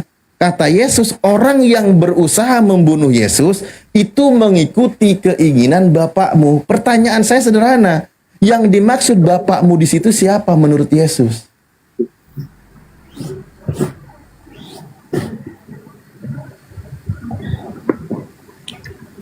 Bangun, aduh. Yeremia jawab atau siapa nih Oten yang lain? Bang Sel, tadi rebutan. Ayo, MD apa ini? MD Zoo, Kristen. Ayo Yeremia. Gampang kok pertanyaannya. Iya, kita kasih pertanyaan itu yang mudah, Bunda. Yang biar apa? Karena kalau yang agak berat-berat, Oten nggak bisa jawab. Makanya kita yang mudah-mudah aja dulu pertanyaannya. Kan gitu. Kita mulai dari yang termudah, biar terbuka pikirannya dan nggak ngarang bebas. Nggak Rey, tinggal kau jawab ya. Aku kasih data yang tadi ya, tenang, Alip tenang, baru ku kasih datanya. Data apa lagi? Orang pertanyaanku tinggal dijawab kok. Tadi katanya mana datanya, mau dikasih datanya nggak mau. Dengar pertanyaan saya, dengarkan pertanyaan saya. Maksud Yesus berusaha membunuh Yesus mengikuti keinginan bapakmu. Siapa bapak yang dimaksud oleh Yesus? Yesus membunuh Yesus, gimana ini pertanyaannya? Allahu Akbar. Yohanes 8. Kamu diskusi, kamu memperbodoh diri. Kamu diskusi atau Buat pertanyaan itu bagus. Maksud Yesus membunuh Yesus, maksudnya gimana? Yesus berkata, orang-orang yang berusaha membunuh Yesus itu mengikuti keinginan bapaknya. Nah, pertanyaan saya, siapa bapak yang dimaksud oleh Yesus? Allah itu sendiri. Oh, bener. Mana? Kasih datanya. Nyerah saya. Kasih datanya mana? Nyerah dia, Os. Nyerah, Os. Turunkan aja, Os.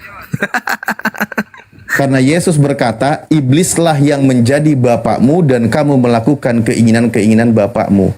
Jadi pembunuhan terhadap Yesus itu bukan keinginan bapak yang di surga, tapi keinginan bapak iblis. Kata Yesus, bukan kata saya. Berarti Rey ini termasuk ya, karena dia menginginkan kematian Yesus. Iya, bapaknya iblis. Kalau dia bilang, kalau dia lagi berdoa, Bapa kami, Bapa kami, Bapa kami, iblis yang jawab. Aduh, mampus. Iya, karena dia mengikuti keinginan iblis. Kata Yesus, iblislah yang menjadi bapakmu. Karena Yesus bilang begini ya, satu, berusaha membunuh Yesus, mengikuti keinginan iblis. Mengasihi Yesus, mengikuti keinginan Bapa yang di surga. Itu kata Yesus. Nah, orang Kristen sangat menyetujui kalau Yesus itu dibunuh di kayu salib. Kenapa? Karena dosanya ditebus. Kan gitu. Ya berarti benar kalau gitu. Mengikuti keinginan bapaknya yang dimaksud oleh Yesus adalah iblis. Bunda masuk diskusi Bun ya. Di sini juga masuk asar. Sambil nunggu Gurunda. Orang ngeyel begini ya. Atau Gurunda udah siap? Udah jelas itu ya. Kalian menginginkan, kenapa kalian ingin membunuhku? Jadi kalau kalian ingin membunuh Yesus, berarti apa kata Yesus? Iblislah yang menjadi bapakmu. Ya bapak yang menginginkan kematian manusia sejak semula. Berarti yang menginginkan kematian Yesus, yang bertepuk tangan di gereja, ya teman-temannya iblis. keluarga iblis.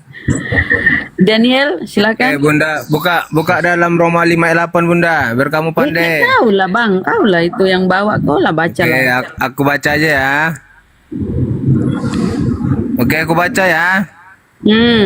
Nah, ini dia Roma 5 ayat 8. Akan tetapi Allah menunjukkan kasih-Nya kepada kita. Allah tadi menunjukkan kan? Oleh karena Kristus telah mati untuk kita ketika masih berdosa. Berarti itu atas karunia siapa tadi Yesus disalibkan? Itu kan ajaran Paulus. Kalau Paulus ajaran memang Paulus lagi. Jadi dari kitab ini semua ajaran Paulus. Ajaran Paulus memang menginginkan itu. Itu aku bilang, apa yang di Alkitab ini kalian bantah, tetapi kalian bilang salib itu ajaran Paulus. Oh Bunda, saya mendengar Bun, sebelum saya nggak gini. Tadi dia itu mau menunjukkan nubuatan Yesus mati di kayu salib. Kok nubuatan? Masa nubuatan setelah terjadi peristiwanya nggak nyambung ke Roma? Nunggu Bun, lanjut Bun. Aku dengar tadi dia ke situ ternyata. Astaga. Bang, kalau kau bawa itu, Paulus memang seperti ajarannya itu. Yang menciptakan salib itu si Paulus. Untuk itulah Yesus mati dan hidup kembali supaya menjadi Tuhan. Galatia 3:13, Kristus telah menebus kalian dari kutuk hukum Taurat dengan jalan menjadi kutuk. Sebab ada tertulis, terkutuklah orang disalib. Itulah ajaran Paulus. Jadi memang Pauluslah yang mendukung. Kalianlah itu, sejatinya kalian itu Kristen pengikut Paulus yang menginginkan kematian Yesus. Tanpa kematian Yesus yang kata kalian itu ya tidak ada Kristen. Tapi ingat, Yesus siapa tuh yang metong? Udah, buka dalam Mazmur. Siapa yang dibuatkan Yesus mati? Yuk, buka. Mazmur 34:21. Ya baca. Nanti bantah lagi. Ini kitab siapa? Baca. Ayo baca. Kenapa Mazmur? Nanti bantah lagi. Mazmur 91. Mazmur berapa? 34. Ya baca. Udah, sah? Ya baca, kau baca lah. Ya nanti dibantah lah. Oke lah, saya baca ya. Oke. Ia melindungi segala tulangnya, tidak satu pun yang patah. Kemalangan akan mematikan orang fasik, dan siapa yang benci orang benar akan menanggung hukumannya. Tuhan membebaskan jiwa hamba-hambanya, dan semua orang berlindung pada dan tidak akan menanggung hukumannya. Di mana situ Yesus? Di mana situ Yesus? Di mana situ Yesus? Iya, kan kau bilang kan di situ. Perjanjian lama tidak ada, belum ada. Itu siapa yang dimaksud situ? Di mana di situ berterju kepada Yesus? Mana? Ya sebelum Yesus datang dukunnya sudah dibuatkan. Ya di situ maksudnya. Itulah dia Yesus tadi. Tidak disebutkan dibilang nama Yesus itu. Ada di situ Yesus. Belum ada di perjanjian lama. Di mana di situ membuktikan kalau itu untuk Yesus? Mana? Kenapa enggak kau bawa Mazmur 91? Bentar Ustadz Alif, ganti akun dulu bisa Tad? Ustadz Alif, ganti akun dulu Tad. Oh, saya telepon bentar, sebentar. Kenapa enggak sekalian kau bawa Mazmur 91? Sungguh dia yang akan melepaskan engkau dari jerat perangkap burung, dari penyakit sampar yang busuk. Dengan kapaknya akan menudungi engkau di bawah sayapnya engkau akan terlindung. Engkau akan berlindung, kesetiaannya ialah perisai dan pagar tembok. Engkau tak usah takut terhadap kedahsyatan malam, terhadap panah yang terbang di waktu siang, terhadap penyakit sampar yang berjalan dalam gelap, terhadap penyakit menular yang mengamuk di waktu petang. Walau 1000 orang rebah di sisimu dan 10.000 sebelah kananmu, tetapi ia tidak akan menimpamu. Engkau hanya menontonnya dengan matamu sendiri dan melihat pembalasan terhadap orang-orang fasik. Siapa itu orang fasik? Orang menyerahkan seseorang yang tidak bersalah, tidak berdosa, dia adalah orang fasik. Siapa itu? Yudas. Jadi jangan cuma ngambil itu yang nggak ada di situ Yesus, ngambil juga ini 91. Mazmur 91. Daniel, selamat sore, Kristen. Gurunda sudah aktif. Wih, ada keluarga Tuhan, Masaha. Daniel. Selamat sore.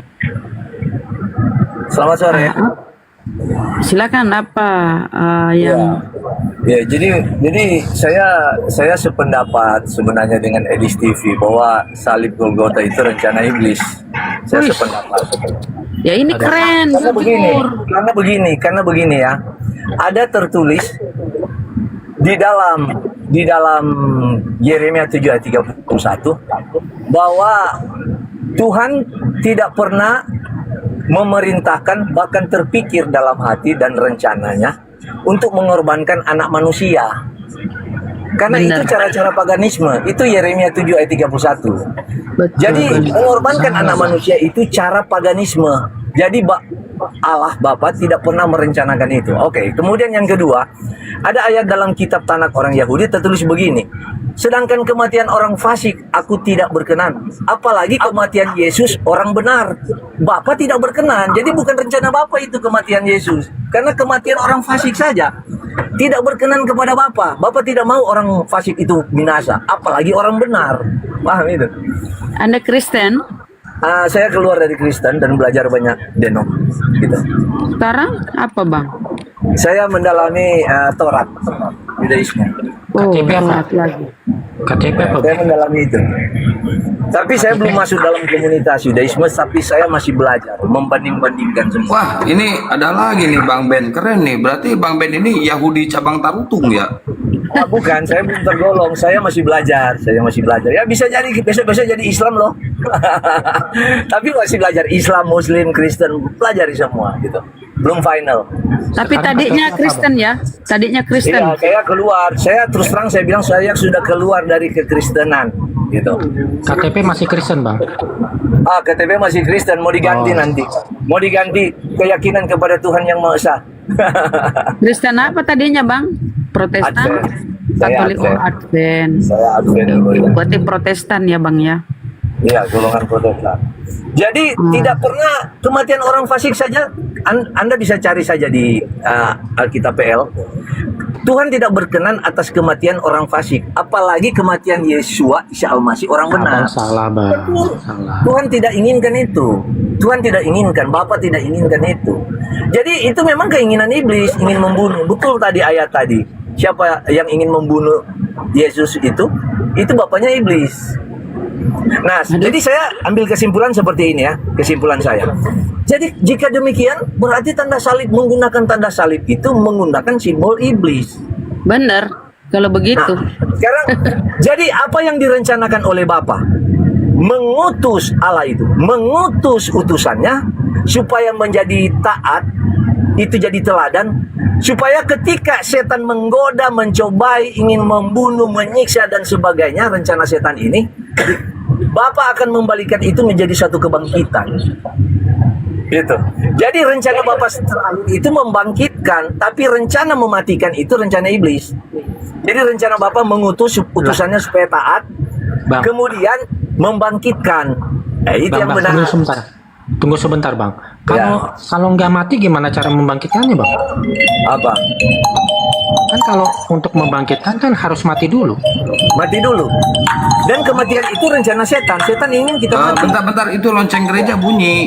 Dimatiin dulu lonceng gerejanya. Oh iya. HP itu, Kang, HP. Iya, saya punya alarm. Oh, alarm. Jadi membangkitkan itu rencana Tuhan, ya kan? Betul nggak? Iya, rencana Tuhan. Nah, untuk membangkitkan itu kan harus mati dulu, Bang. Nah iya, rencana setan itu supaya kita mati. Tuhan merencanakan kita mati tidak. Dia Allah orang hidup, bukan orang mati. Paham? Paham prinsip kebenaran ini? Dia Allah orang hidup, bukan Allah orang mati. Jadi dia tidak menghendaki manusia mati. Kematian orang fasik saja dia tidak berkenan. Apalagi Isa Al-Masih ini kematian orang yang benar. Dia tidak berkenan karena itu rencana iblis. Jadi menggunakan simbol salib itu, jika demikian, ini menggunakan simbol salib itu berarti, ya saya pikir-pikir ini, berarti menggunakan simbol rencana setan. Coba. Betul itu ya. Berarti karya setan ya, karya iblis ya, Bang ya. Iya betul. Aduh, bisa hancur, bisa habis Kristen ini. Bisa bentar lagi banyak bersyahadat ini kalau dia sadari seperti pemikiran Bang Daniel. Iya, khusus untuk tauhid ya, khusus tauhid. Aku boleh bantah Bang Daniel nggak? Boleh nggak? Silakan. Gini Bang, dulu itu iblis itu berusaha menghalangi Abraham saat akan mengorbankan anaknya. ya, makanya lahirlah ritual lempar jumroh itu. Nah, kemudian Kenapa dia ke ya, lempar terus, jumroh? nah sekarang abang coba gunakan pakai akal, bang. Kemudian Tuhan itu mau mengorbankan anaknya, kira-kira iblis akan menghalangi atau enggak?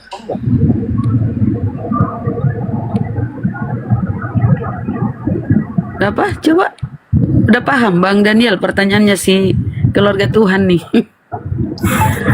ulangi. Coba Gak ada lanjut. suaranya Bang Daniel. Lanjut.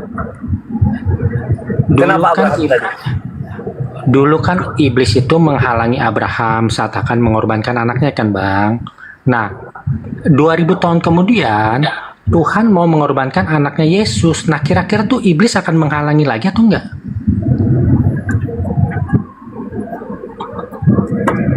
Fakta kenyataannya Tuhan hanya menguji Abraham itu diuji, Abraham diuji imannya, bukan berdasarkan tidak penebusan. punya niat dari Tuhan untuk membunuh Ishak. Tidak, hanya ingin melihat Abraham. Makanya Tuhan halangi itu, tangannya menahan. Kalau kita baca dia tahan itu tangannya Abraham. Kemudian akedat Ishak muncul tuh, tanduk binatang tuh. Yang menghalangi itu tuh digantikan. Jadi memang korban yang ditetapkan Tuhan itu korban binatang, bukan anak manusia. Kalau korban anak manusia itu tidak pernah terpikirkan oleh Tuhan di dalam hatinya, karena itu cara-cara paganisme, mempersembahkan nyawa Dewa Molok ya Bang ya, Dewa Molok, dewa-dewa. Ya, iya, itu Yeremia 7 ayat 31. Oke? Boleh Gojiro. Assalamualaikum Bang Haji Indra. Bang siapa Keren tadi? kalau pemikirannya kayak Bang Daniel ya. Oh, keren sekali. Saya sudah pelajari ini, keren sekali. Makanya kan Yesus berkata kan di Yohanes 8, kenapa kalian ingin membunuh aku? Iya. Dia bertanya. Berarti kalian mengikuti keinginan iblis. Iblislah menjadi bapakmu. Pertanyaan tadi yang tanya tadi, apa Bapak ingin membunuh Ishak? Menyuruh? Tidak kan? Kan dihalangi. Diganti dengan Tapi hewan. di zaman Yesus tidak terbendung. Terjadi itu rencana setan itu ingin membunuh. Tapi karya Tuhan selanjutnya, rencana Tuhan selanjutnya membangkitkan. Jadi kita harus bukan percaya kepada salib, itu simbol iblis. Yang kita percaya seperti utusan-utusan Tuhan, itu rencana Tuhan supaya kita taat, supaya kita dibangkitkan. Itu rencana Tuhan. Tapi rencana iblis ingin membuat kita menderita, mati. Paham itu? Dan Tuhan tidak berkenan atas kematian orang fasik, apalagi orang benar seperti Isa Al-Masih. Tidak berkenan Tuhan. Tuhan tidak ingin gitu. Jadi yang ingin siapa? Ingin membunuh Yesus. Iblis. Itu simbol ke salib itu. Ya. Saya pikir-pikir itu simbol rencana iblis. Janganlah kita pakai itu. Saya nggak pakai sih dari dulu. Ya, Sejak dari Kristen juga saya nggak pernah pakai. Ya nggak masuk akal aja, Bang. Dulu iblis itu menghalangi Abraham waktu mau mengorbankan anaknya. Nah, sekarang Tuhan mau mengorbankan Itu anaknya. dengar ya Mas Saha, dengar. Abraham itu diuji imannya, bukan sebagai korban-korban, penebus dosa, penebus salah, bukan. Itu diuji imannya, apakah dia bisa mampu sanggup mengorbankan anaknya. Akhirnya kan dia taat tunduk kepada perintah Tuhan, tapi Tuhan tidak menginginkan korban manusia, maka digantilah. Yang jelas itu seperti kata Bang Daniel tadi, salib itu adalah karya iblis yang menghendaki penyaliban ini adalah rencana iblis. Itu jelas data-datanya disampaikan. Cerdas. Jadi aku bilang ya teman-teman Kristen yang mau berpikir menggunakan akalnya ini tentu setuju dengan pernyataan Bang Daniel tuh. Ya, jangan framing Bunda. Lah, Itu bukan framing. Framing itu kan berpihak, nggak masalah. Kalau berpihak, yang framing itu bilang sesat, bilang ini dan sebagainya. itu framing karena kalian bukan agama Kristen, jadi tidak paham. Coba mana datanya kalau bukan iblis yang menginginkan untuk kematian Yesus. Baca tuh Coba Yohanes saya 8. Di mana di mana iblis menginginkan Yesus mati? Nah, baca ini saya kasih data ya. Di Yohanes. Saya kasih data. Yohanes 8:43 tadi yang dibaca-baca itu. Saya kasih data ya. Ya. Lebih enak pakai data kita. Betul. Nah, Yang modal ngomong-ngomong aja nggak pasti tuh. coba baca di Yohanes 13:2. Mereka sedang makan bersama dan iblis telah membisikkan rencana dalam hati Yudas. Yang memprakarsai ini membisikkan ke Yudas ini rencana pembunuhan ini si Bilisis. Nah, untuk apa baca sampai habis? Untuk supaya Yudas berkhianat. Nah, itu. Berarti rencana iblis kan? Yudas berkhianat, bukan untuk Berarti menyalibkan iblis- Yesus. Loh, Kamu kan Yudas, Liku kenapa nggak nyambung dia? Coba baca, Kan coba baca Yudas yang- baik-baik. Yudas itu kan yang berkhianat kepada Yesus. Berkubaca aja Bunda ya, tenang, berkubaca ya, berjelas ya, tenang, berkubaca. Baca. Yohanes 13 ayat 2. Mereka sedang makan bersama dan iblis telah membisikkan rencana dalam hati Yudas Iskariot. Siapa yang membisikkan rencana? Tunggu dulu, belum. Ya berkelanjut. Siapa yang membisikkan rencana pembunuhan Yesus? Baca habis dulu, tuh tenang. Baca dulu. Rencana apa? Rencana ingin membunuh toh iblis Tenang ingin dulu. Apakah rencana ingin rekreasi? Ada rencana ingin rekreasi. Ngomongnya satu berjelas satu. Biar saya baca dulu ya, tenang. Sebelum selesai baca jangan ngomong dulu, berjelas. Oke. Mereka sedang makan bersama dan iblis telah membisikkan rencana dalam hati Yudas Iskariot, anak Simon, untuk mengkhianati dia. Siapa dia ini? Bang Haji Indra. Rencana apa yang dibisikkan itu kepada Siapa dia Yudas ini di sini? Siapa berkhianat? dia ini di sini? Membunuh dia Yesus.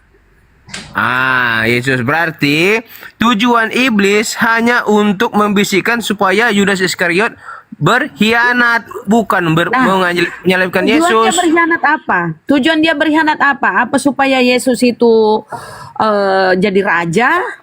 Dia Atau Yesus berkhianat. itu dibunuh? Dia berkhianat kepada Yesus. Satu ngomongnya Daniel. Iya.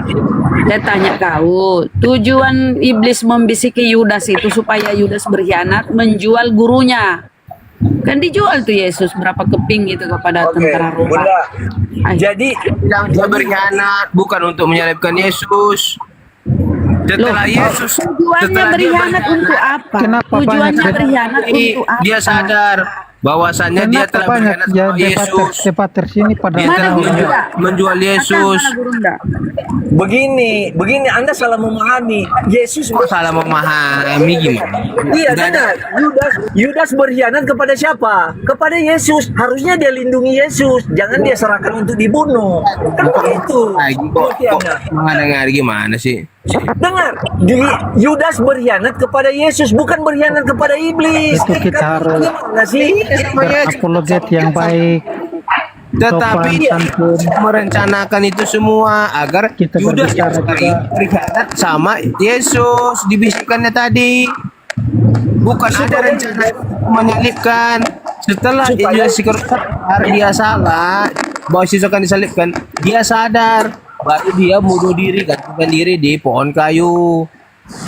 Begitu, bukan ada maksudnya bahwasannya Yesus akan mau disalibkan, tapi dia berkhianat menunjukkan siapa Yesus itu orangnya. Dia berkhianat karena iblis. Nah, tujuan dia berkhianat itu dia jual ke tentara Roma supaya apa? Supaya dijadikan raja atau supaya dia diketemukan lalu dibunuh? Dapatkan uang keping. Tujuan dia diserahkan, dijual kepada tentara Roma. Apa tujuannya? Supaya dikasih permen apa supaya dibunuh? Tujuannya dia mendapatkan uang dari tentara Romawi. Aduh. Banyak kalau tidak paham. Benar-benar. Benar-benar ini otaknya mereka ya kawan-kawan ya. Jadi Framing aja.